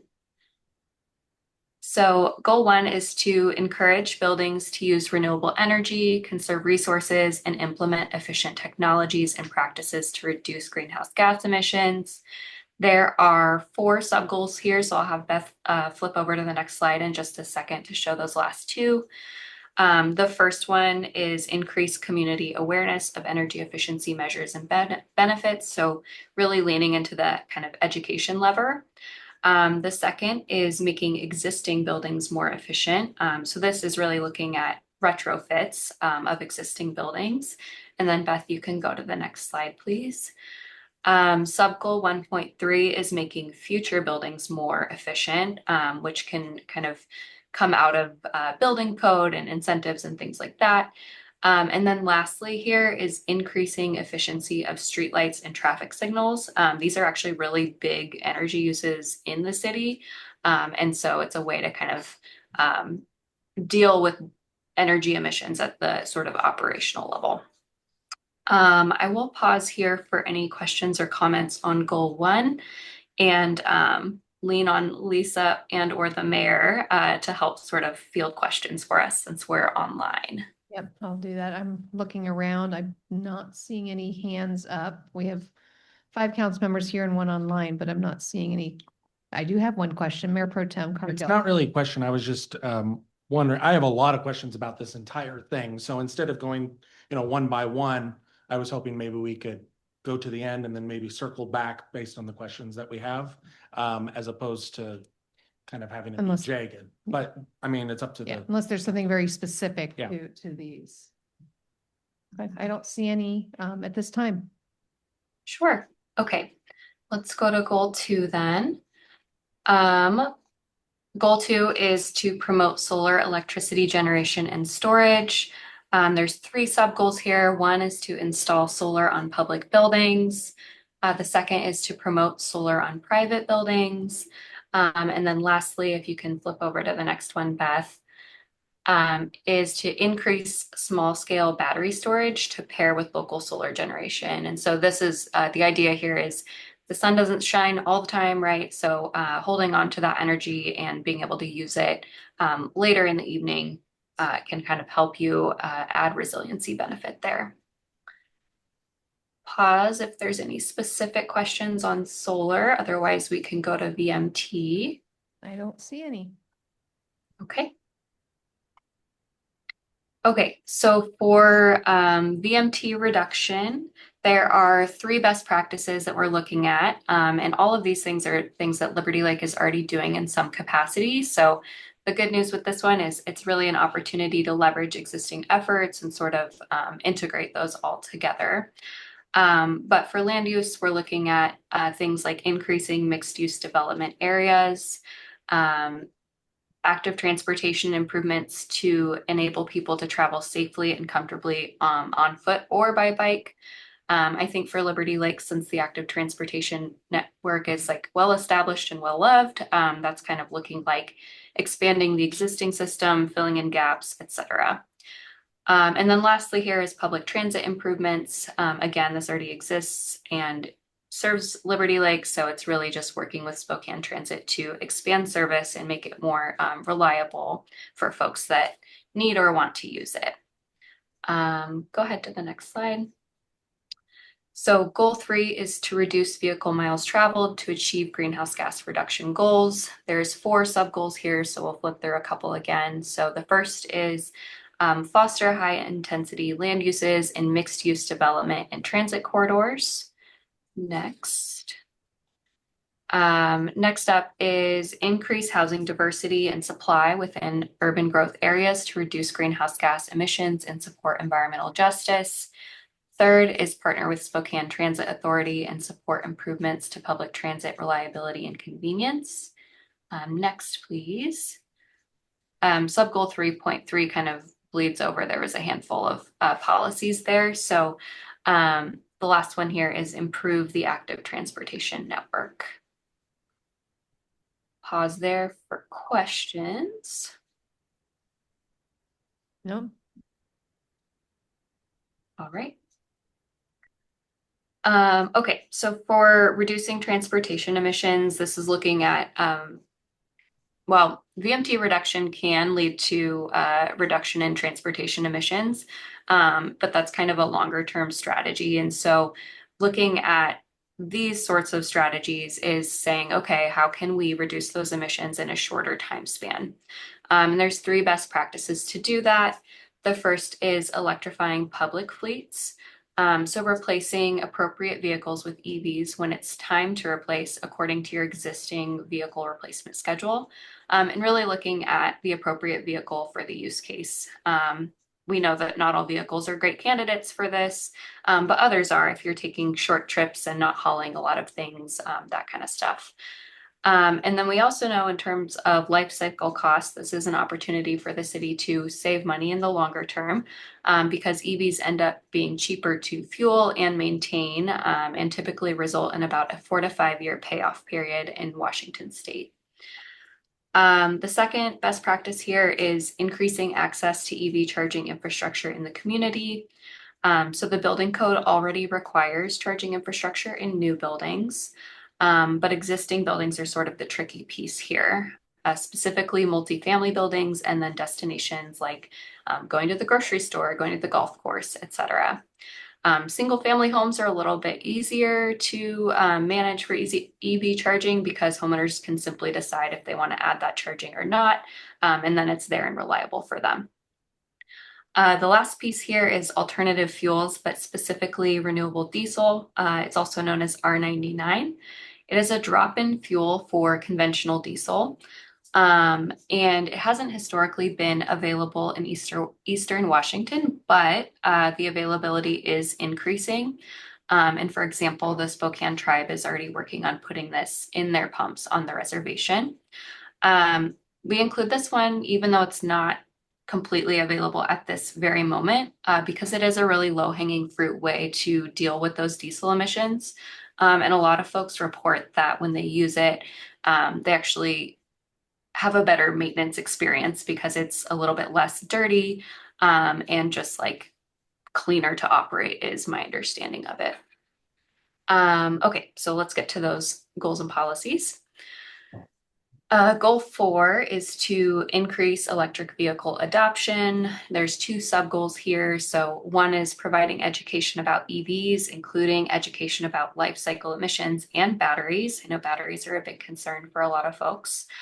And then second is to expand alternative fueling infrastructure, including but not limited to electric vehicle charging infrastructure. And I think this is the first. No, actually, it's not the first light we've encountered with the red. I should have said that earlier. The red text is indicating edits from the Planning Commission session that we had last week. We weren't able to get those edits in before your packets were due, so we wanted to show you here what those changes or proposed changes are. This one in particular, it was suggested to alter it from electric vehicle charging infrastructure to alternative fueling, just to maintain openness to what the future might hold, because we know that technology changes come pretty quickly, and so not pigeonholing yourself in with EVs would be ideal here. And then next slide, Beth. So this last goal here is explore opportunities for renewable diesel blends, and basically just providing education about what those are. And that way, when those hit the market and become more readily available, folks have heard of them and may have some, more comfortability around that. So I'll pause there for questions. Not seeing any hands at this time. Okay. All right, and I think Beth is going to cover the next little bit here. Yeah, thanks, Maddie. Okay, so the next goal interacts strongly with other elements of the comprehensive plan. So this is natural space and local biodiversity goal. So the two best practices here, or the two sort of overarching practices here, are to preserve existing trees, and then, you know, keep that carbon sequestered where it is, and then also enhance fire resistant green space. So we all want green space and we don't want things to burn down. So it's a really important aspect of Liberty Lake's natural spaces goals to include that fire resistance, that firewise part of it, to make sure that we're taking into account the natural systems where you are.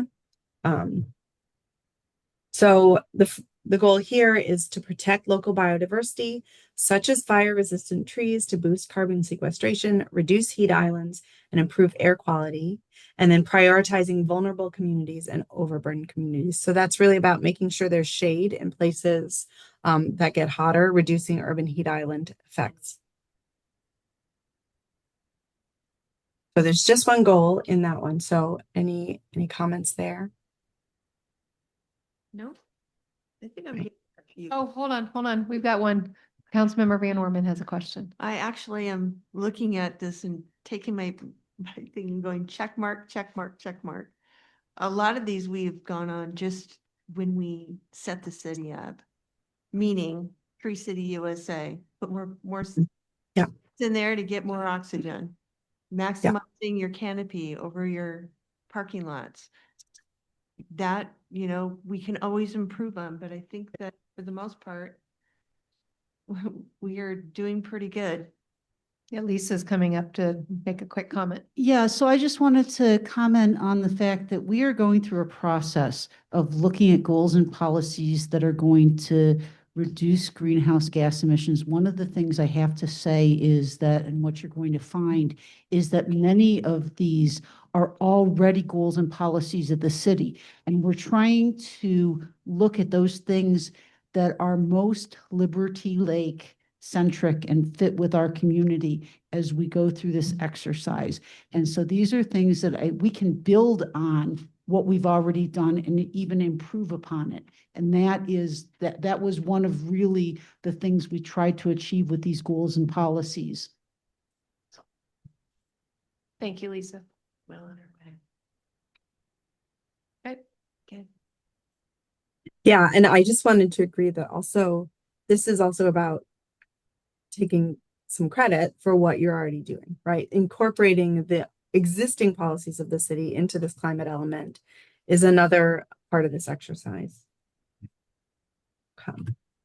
All right, so waste and wastewater, waste reduction and management. So make less waste is one of the biggest ways to reduce emissions from waste. And the second one is methane capture. So the emissions from all of these waste and wastewater are in terms of methane, which you might also hear as renewable natural gas. So capturing that methane either from your landfill, which you don't control and they already do, or from your wastewater treatment is another way to really decrease emissions from those sources. So goal 7 is to develop targeted campaigns for reducing and managing waste to reduce greenhouse gas emissions. So the first, and you'll notice there's sort of a theme going on here where there's like an educational goal in with the emissions reduction goal. So a lot of these emissions reduction policies are really asking people to do things like increase the efficiency of their home, stuff like that. So these educational level goals are really trying to get at that part of the puzzle. So sub goal 7.1 is to provide education about reducing waste. And oh yeah. So any comments on that one? Nope. Now goal 8 is reducing emissions from waste and wastewater. So once you've made it, how do you reduce emissions from it? So reduce emissions from solid waste. So you can see that there's a policy that we added after our planning commission meeting last week. Was around alternatives to landfill disposal. So that wasn't in your packet, but we've added it here.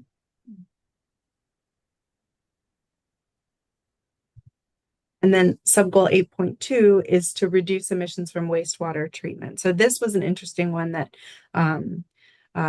Lisa had a good conversation with the wastewater Liberty Lake Sewer and Water District to understand what was possible for them. So that was sort of late breaking news in terms of these draft policies.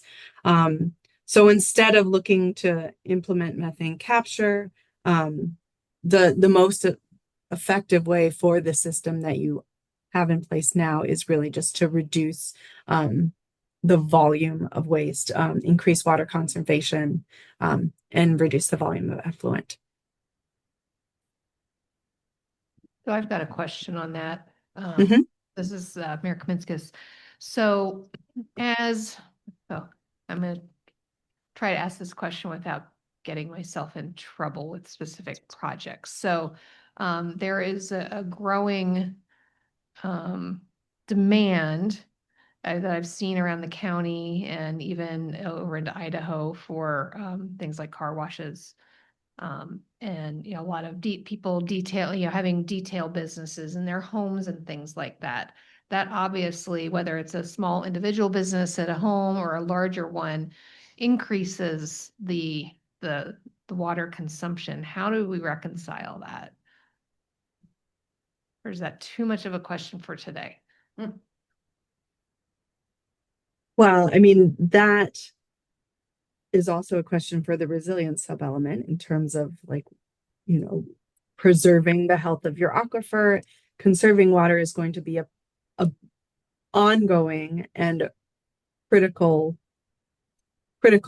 job to do. So that sounds like a question for your electeds to figure out how to balance those things. Got just something to think about. Thank you.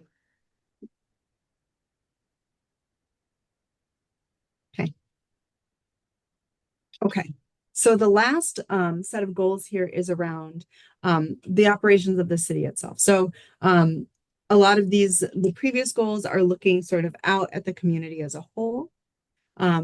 These goals are pointed sort of inward at making sure that the city operations are sustainable and really putting into practice the best practices that we've been talking about through the rest of the policies.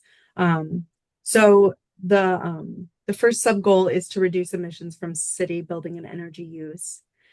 And you'll see repeated in here things like at time of natural replacement, where economically feasible. So I just wanted to note that that those concerns are always present, right? And so we tried to draft these policies to make sure that that they took into account like the financial realities of running a city. The next sub goals are around converting public fleets to zero emission vehicles and developing sort of the supporting infrastructure and programs required to make that work. So as Maddie noted, this is not exclusively EVs. This could also incorporate, especially for the bigger the bigger kinds of vehicles, fire trucks, things like that, might need different solutions such as hydrogen. So we didn't want to exclude those kinds of solutions. Okay, and finally, in this transportation, reduce emissions from employee commute. So that's things like work from home, 410s, that kind of stuff that reduces the need for people to travel. And then want to reduce emissions from city operations by purchasing lower carbon products or purchasing fewer new items. So this is looking at the things that you purchase and making sure that you are purchasing sustainably and purchasing thoughtfully and not, just buying new things when things you already own can do. And finally, expand recycling at city facilities. Any comments on city operations? I've got one. I think you can go back to the first page of goal 9. I take that back, next one. So, interesting, policy 924, development and implement a plan to convert city-owned golf carts to electric options at the end of useful life. It's interesting because this came up last year, the year before, when it was time to replace our carts. And this may be a place where we also consider adding something about where operationally feasible, because part of the reason they do use gas right now is because they are used so much. So they need, having electric would not give them time enough to charge those in between uses, which would mean then you buy quite a lot more in order to keep that queue going. So that might be something we can.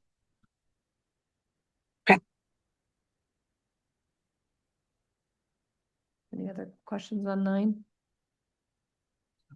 Okay. Thanks.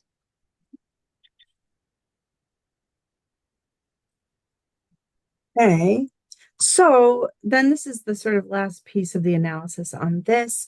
This is looking at, a lot of those, the heavy hitters of those policies, and looking at how much you can expect your emissions to decrease as a result of those. So you can see again, and this is the story in every single community that we work with, is that it doesn't quite get us there. And that is that's the reality. So it's going to continue to require revisiting through time, right? You've got a 5-year timeline on revisiting, and also technological changes that happen outside of your control. Is now a good time to address sort of overarching questions or bigger questions? I think we've got some. Mayor Pro Tem. All right.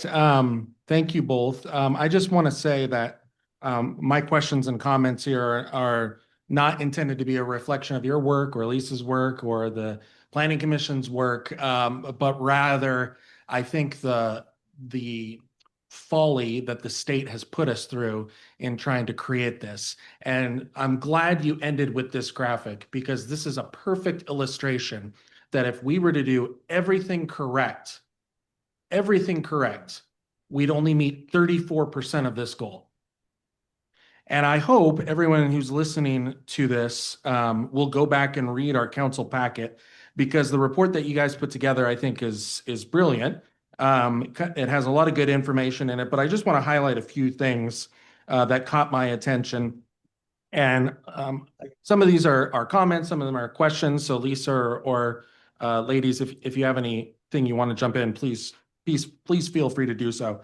On page 3, the bottom of page 3, it talks about per capita emissions in the city of Liberty Lake. Obviously, the 258,000 metric tons of CO2 equivalent is the total based on this survey, and I'll come back to that in just a second. But I want to point out at the very bottom, it says per capita emissions for electricity and natural gas were higher in Liberty Lake than the statewide average. And I think that's probably true. But you also have to remember that the statewide average includes Seattle and Tacoma and Everett and other cities that don't get as cold in the winter and don't get as warm in the summer. And so when we're talking about statewide averages, I think it's important to point out that we live in a completely different environment than the west side of the state. And they probably use a lot less. A lot of my friends in Seattle do not have air conditioning. Why? Because they don't need it. A lot of my friends in Seattle don't necessarily have a fireplace or a huge heating system because they don't necessarily need it. Whereas there are many times in the winter where we'll get down to the negatives, and our families need that heat source, whether it be natural gas or electric. That was more of a comment. My question on this graphic on page 3, and I know we don't have it for the screens in here, but the graphic on page 3 specifically talks about the local emissions and imported emissions. I want to concentrate first on the local emissions. The transportation and energy piece that you guys have on there of 31,316. Does that include vehicles that are traveling through the city? Yes, I think we did end up including in our VMT analysis the traffic on I-5, in part because On it's I-90, you mean? oh, sorry. Yes, 90. You can tell which one I live on right now. Used to live on 90. Yeah, so it's estimating emissions via VMT from these modeling exercises is a little bit tricky. And I want to just comment a little bit also on the idea of the per capita emissions and the comparison. The point of these is not to say this community is bad or this community is not doing what they should. The point of doing a greenhouse gas analysis at the beginning is to show progress next time, right? So it's not like every single community is going to have a different profile. They're going to, for example, Liberty Lake has a lot of building energy because it gets cold and it gets hot and you have to deal with that, right? People live there and they live in the place where they live. So it's important to note that we're looking at things as they are and trying to just understand what it looked and like where you should point your efforts. Other communities don't look like that. Other communities have a silicon chip manufacturer in there and they've got wild industrial emissions, so it depends. So, like you said, it does include the pass-through emissions. And when you do it again, it will probably also include the pass-through emissions. So what you'll be looking for is a change in your local emissions. Okay. So the really point is to show a change and not to sort of benchmarking you. And we include the state benchmark just because people usually want to know. Okay. People usually they ask that question, so we include it. So I guess my second question on that page then is, you have a number on here of goods production, which is our second highest, other than building energy use. Yeah. How is that possibly calculated? Because if I'm buying a good from, let's say, Idaho versus buying a good from China, the good from China is going to have a lot more of a carbon footprint than the good from Idaho.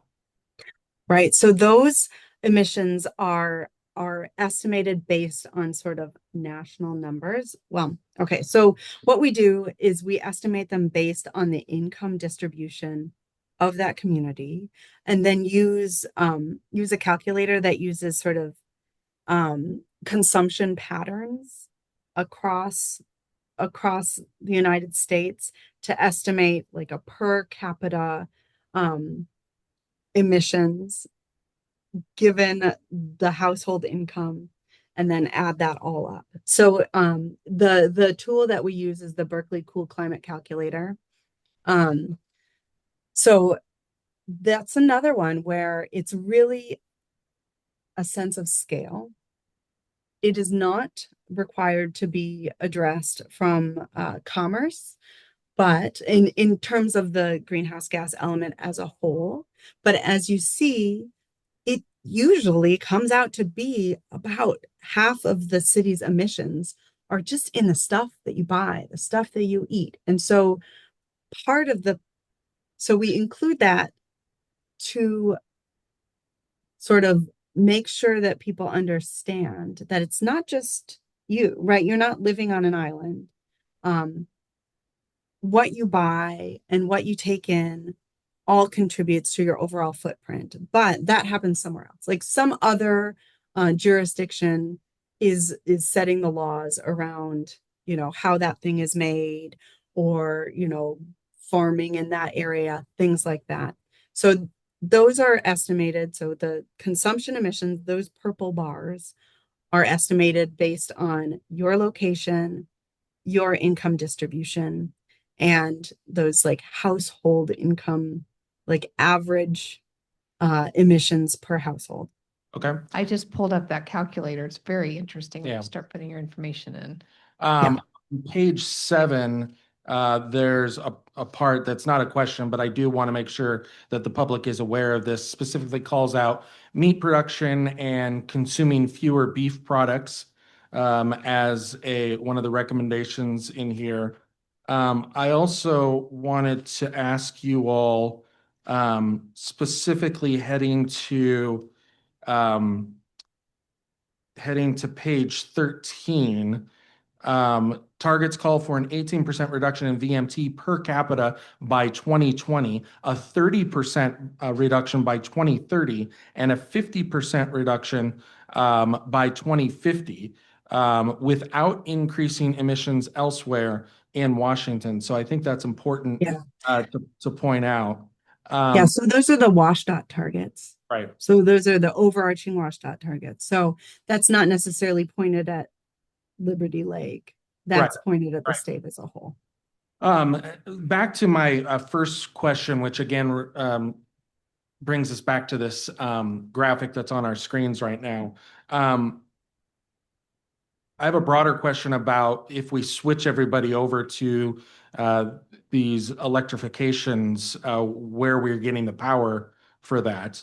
But I guess my first question is, you have a note on page 15 that says, if, this is the big thing, if Liberty Lake upgraded all residential natural gas, air, and water heating to energy efficient electric pumps, if we did that, then on page 16, if Liberty Lake were to convert its own fleet of vehicles from gas to electric, and then on page, I believe it was, I lost my page here, but the bottom line is you have a graphic here on emissions table by measure, table 1 on page 15, that talks about best case scenario. If we reduced all of these things, if we did everything that you're talking about, and if we complied with every single target in here, we would still only hit that 34% range by 2050. Yeah. So how could we possibly do this? And I don't mean to put you on the spot, because obviously you guys are just doing what you were told to do. But I guess that's more of a question to our state is how, unless we were to turn off electricity at all the houses in our city, and unless we were to ban cars in our city, how can we possibly meet these goals? Well, it wouldn't be turning off electricity. It would be turning off natural gas, just to be clear, because the electricity is mandated to go to zero. But I guess I mean, it depends on where the electricity comes from. Some of it, yes, and a decreasing share of it. But you are correct that this is a hard problem. It is a hard problem. It's true. And it's a necessary problem. I mean, it's a problem that has to be addressed. So, in terms of the actions talked about here, the things that we suggest as sort of maxing out, for example, the building electrification, right? Converting air and water heat in residential buildings to electricity. That doesn't get at all the natural gas, right? There's still other things. There are still commercial uses and some industrial uses that remain that aren't addressed by that action. But things like heat pumps for air and water heat are technologically feasible now and in the near future. And so that's why we included those things as things that tend to be energy efficient, things that tend to pay off in a relatively short period of time, things that are effectively kind of slam dunks. Like, you should do this. It'll pay off. So that's why those things are included. There are other things that are just harder, right? Diesel trucks, harder. Friend of mine lives in Missoula and he works for Kenmore, and he was saying how they've been trying to put in electric truck chargers. They did put it in, and they haven't seen a single electric truck coming through. And it's true. It's hard. And so what we're trying to lay out in this document is, here are the things that we can do now, right? Here are the actions that we can take now, and rely a little bit on the future to help us, a little bit on the future technological innovation, future energy efficiency, to help us bring that down to where it needs to be.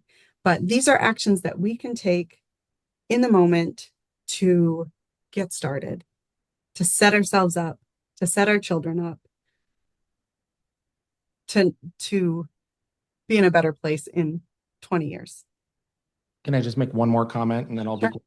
I think you hit the nail on the head when I can't remember which one of you said this, but you said it almost at the beginning of the presentation, if we can get the world to do these things. And that's the challenge I think we have, especially in a border community like this, where Kootenai County doesn't have these requirements. And if the wind's blowing this way, their greenhouse gas emissions can be right over in our neck of the woods in minutes. And so I just think it's important to point that out, that, we don't, and again, this is not a comment for you guys. We don't live in isolation. We're subject to what the other states do as well, and their communities. It's absolutely true, but you can only control what you can control, right? They will be left scrambling in 20 years when they're all on fire. Anyways, sorry. We've got another comment here, Councilmember Ball. Well, thank you for this report. I read it Sunday, and I was actually very impressed that you can put this data together. And I don't think it's a folly, because climate change is real. And if we want to have a planet for our children, like you just said, we're going to have to make some changes and some tough decisions. I think it's an individual choice. I mean, if you want to participate in making this a better world, a better climate, then you do it.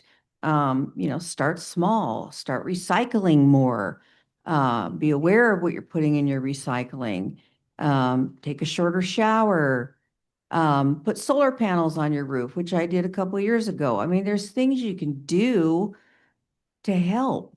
And sure, one person can't change everything, but if everybody in the world did something, one thing, we could make it better. That's all. Right. Any other, jumped off my Zoom. Councilmember Spencer. Yeah, thank you. This is a question for Lisa. If I remember right, it's been a couple of years ago that, didn't we get a grant to pay for this study? Yes, we did. And we've gotten half of the grant so far, roughly, in the last biennium. We're waiting on a contract for the rest of it to come. We're mandated to do this, but the state's paying for us to at least do the analysis. Excuse me. So to follow up with that, and that's the way I understood it, from whatever measures that we put in place as a city, how much of it is the state going to be paying for to implement? Well, so here's the interesting thing. Again, we focused on the things that are within our control, and we do not provide, we're not a water or sewer purveyor. We're not a utility provider, electricity or gas. there's very little that we have control over other than our facilities and educating, incentivizing, and land use and the land use goals that they outline, the best practices are things that we're already doing in this city. We're already focused on really expanding the mixed use areas within the city. We're already doing the multimodal, and that was part of the vision for this community. Again, we want to continue to improve on what we're already doing well and recognize that those are the things that are actually going to help us move the needle. And we can do more to educate. And I think that when we get into the other half of this, which is the resiliency piece of it, Linda, we're going to be talking about a lot of the things that you had talked about from your sessions at AWC. And that is one of the things that I think that we also can move the needle on in terms of how our resiliency for changing climate. And so anyhow, so that's that. But again, as I started, when I brought forward the grant, it's a mandate. And as we go through this process, what I think that, and again, Councilmember Van Orman pointed this out, that the goals and policies that we've outlined in here are the things that are Liberty Lake centric anyhow. So I hope you'll appreciate that we're trying to meet our obligations, and we're trying to move the needle. We are. And I think that everybody wants to move that needle. There's a lot of things that we don't have control over, and there's things like the capturing the methane as an example. Talk to Liberty Lake Water and Sewer District. They don't have the opportunity to do that because of the type of holding tanks that they have. But they did have some other suggestions.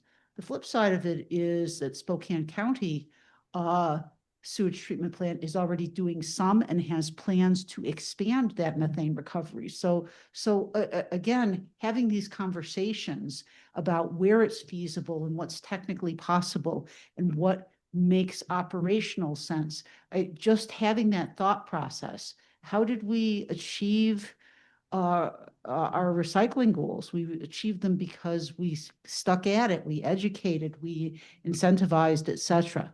How did one of my planning commissioners brought this up? WashDOT has a target zero fatalities on the roadways. We're never going to meet that goal, but we certainly have an opportunity. It's a worthwhile goal to strive towards. And so I think that's part of the exercise here. So great. Any other questions? That's a lot. So what are the next steps, or am I getting ahead of things? Oh, no, you're not getting ahead of things. So our next steps, I'm going to turn it back over to Beth and Maddie, if I may. Sure. Yeah, so the next steps for this is we're going to be back with you 2 weeks? 2 weeks from, yes. Yes, okay. And we're going to ask you for approval on all these goals and policies after, we've had time to integrate any comments that you have, any comments that you want to send us after this as well. And then on August 15th, we are going to be sending this put together the whole GHG sub-element and send it to Commerce to get their review, make sure that everything that we're doing here passes their muster, so that then when we get it back and we start integrating it with the other parts of the plan, we know that that portion, which we anticipate being one of the, more controversial portions, is airtight, and that we can really stand behind it, and so can Commerce. Mayor Pro Tem. Can I ask you one more question, Lisa? Yeah. Or ladies who are on the call? Is there any place in here, or maybe it's the wrong place, maybe it needs to be in another place, where there's a cost estimate for these actions? For example, if we were to achieve the retrofitting of all houses in the city of Liberty Lake, what that would cost. If we were to transfer over, or phase out the use of gas-powered landscaping equipment, if we were to install electric vehicle charging stations at all city facilities, what the cost would be. So there's not, and what I will say is that there are various grant programs. We're not mandating, we are not requiring, we're educating. We're helping people understand what the return on investment may be for some of the weatherization programs, some of the energy efficiency things, et cetera. These are, again, these are education programs. Ultimately, these are goals and policies. You, city council, will decide if we're going to be making any investments. But I will say that there are grant programs out there. We were meeting with Avista the other day related to the comp plan and understanding their capabilities for serving our future population. And they offered to hook us up with the programs that they have to do these energy audits. There are things that we can do that won't cost us anything. Will the retrofits cost us something? Absolutely. But if we make those decisions based upon the end of useful life for things and make some choices as to what makes more sense, again, and I think that Beth pointed this out, consumption also has an impact on greenhouse gas. So you don't want to necessarily be consuming new products before the useful life of your existing infrastructure has reached the end of its useful life. It's just common sense, right? Yep. Great. Thank you. Great. Thank you. I don't think we've got any other questions.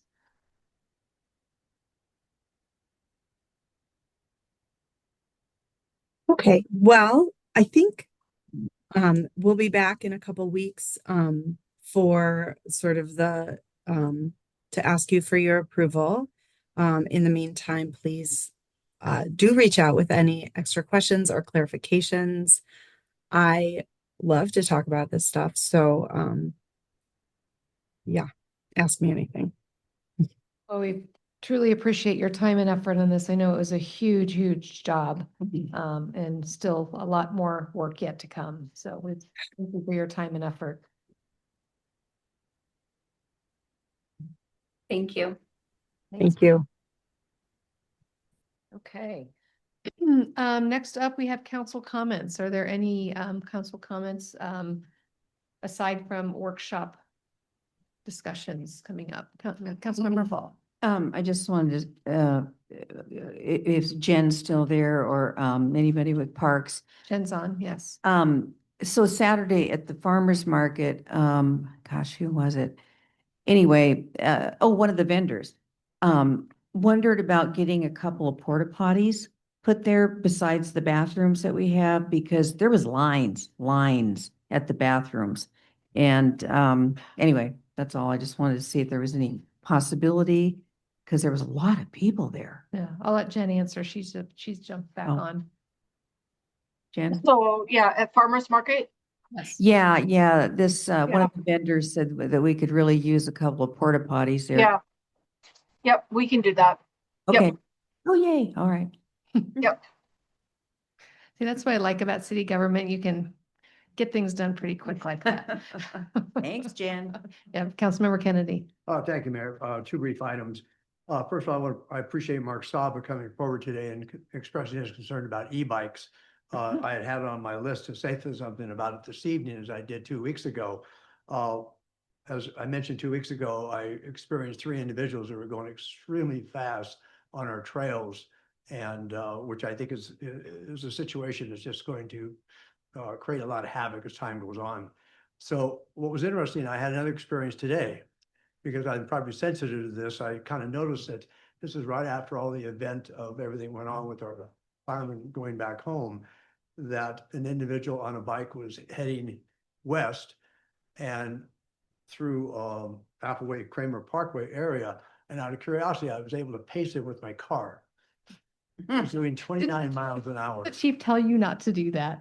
He cautioned me not to stop. Okay. Second. But I paced him at 29 miles an hour and I thought, that's just remarkable. Now, the cute thing is that the kid, he probably was 12 or 14, something like that, must have been aware that somebody was pacing him.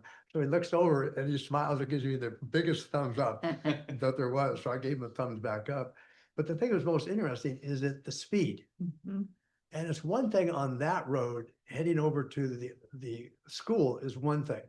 But right out in front of this building and throughout this town, we have individuals who are walking their dogs, they're elderly or they're just kids out walking, 2 or 3 abreast, and they're not single file. And it's one thing for a golf cart to come up behind you and you can hear a golf cart coming along, because if they're hitting all those parts of the trail where the roots are kicked up, the battery wants to hit you on the rear end and you have to go slow. But with these e-bikes, I believe it's a dangerous situation if we don't start addressing it now. So therefore, Al, what I do want to do later on for incoming agenda items is to see about putting something on for a workshop with that. The second thing I want to briefly say is that the absolute moving experience that I observed today, it's a tragedy that we've had in the recent times of losing 2 firefighters, another one struggling for his life, and a young man was also lost his life. Unfortunate in all those ways. The thing that I really want to stress is this. We hear this stuff throughout the United States, and it hits us even at home. It's a tragic situation until the next emergency comes up, and then we forget about it. Well, today, what was remarkable for me is observing the hundreds upon hundreds of people that came into this city and from this city, and school is out and they had their children there and they lined the bridge and they were quiet on what they were doing to watch those individuals go back to Idaho. That is something that I cherish. That I live in a community where we have individuals that put everything off to the side and say, you know what? I'm going to get in my car. I'm going to get in my golf cart. I'm going to get in my e-bike. I'm going to go down there and I'm going to quietly observe and sympathize what happened. Great community, great community. Thank you. All right, and Councilmember Ball. I have a question. Mike, when you're talking about the e-bikes, you know what else? Those scooters the kids are on now that have motors, they go really fast too, and they're kind of not paying attention. Thank you for Councilman Ball bringing that up. What's interesting, a few years ago, the scooters are the ones that started coming on with popularity, and that did come to the council. We did have discussions about that. That was before the onslaught of all these e-bikes, which have tremendous amount of speed on it. So thank you. But yeah, the scooters can be spooky too. Yep, I've taken that note for the workshop stuff. Thank you. Councilmember Spencer. Deputy Chief, got a question for you. Golf carts on Country Vista, kind of across from Home Depot in the bike lane, is that okay? They're not supposed to be. Golf carts aren't supposed to be driven on any 35-mile-an-hour road. It's supposed to be 25-mile-an-hour or less. That's the rules and that's what they're supposed to abide by. Okay. Yep. Just wanted to point out that there was an individual in this room doing that this last week. Check. Thank you. traffic. Oh, I bet I can tell you who it was. Quickly, everybody looks around. Who's got a cart? Not in the room now. Yes, yeah. Jen, they were in a traffic lane where the little side. Both in Yeah. the lane and in the bike lane. I saw two people crossing between Safeway and Yokes on their golf carts in the last day or so, too. So, yeah. Okay, any other council comments? All right, moving on. We have no public hearings and appeals. We do have a resolution number 25-276. Rochelle, your turn. Thank you, Mayor. Resolution number 25-276, a resolution of the City of Liberty Lake, Washington, approving the final plat of River Crossing East 5th Edition, located in the northeast quarter of the southwest quarter of Section 9, Township 25 North, Range 45 EWM, Liberty Lake, Washington.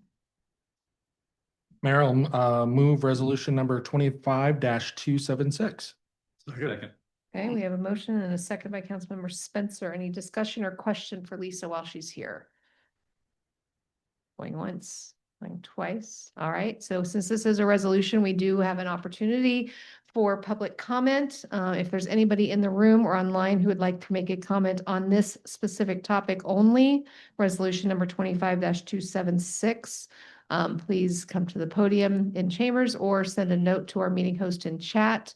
We are not going to give you much time because we need to finish up the meeting here before 9 o'clock. Do we have anybody online who'd like to comment on the resolution? Nope. Okay. Doesn't look like there's anybody in chambers, so no public comment. Any discussion with the council? I'll give you one more shot before I go to a vote. All right. All those in favor of approving resolution number 25-276, please say aye. Aye. Any opposed? All right, motion passes 6-0. We have no ordinances, no emergency ordinances, introduction of upcoming agenda items. I've already taken some notes on some that I've mentioned, including workshops / maybe PD presentation, discussion on e-bikes and scooter and electric scooters. Kyle's on. You don't need to respond, Kyle. If we can start maybe penciling in budget workshops as they're coming up as well.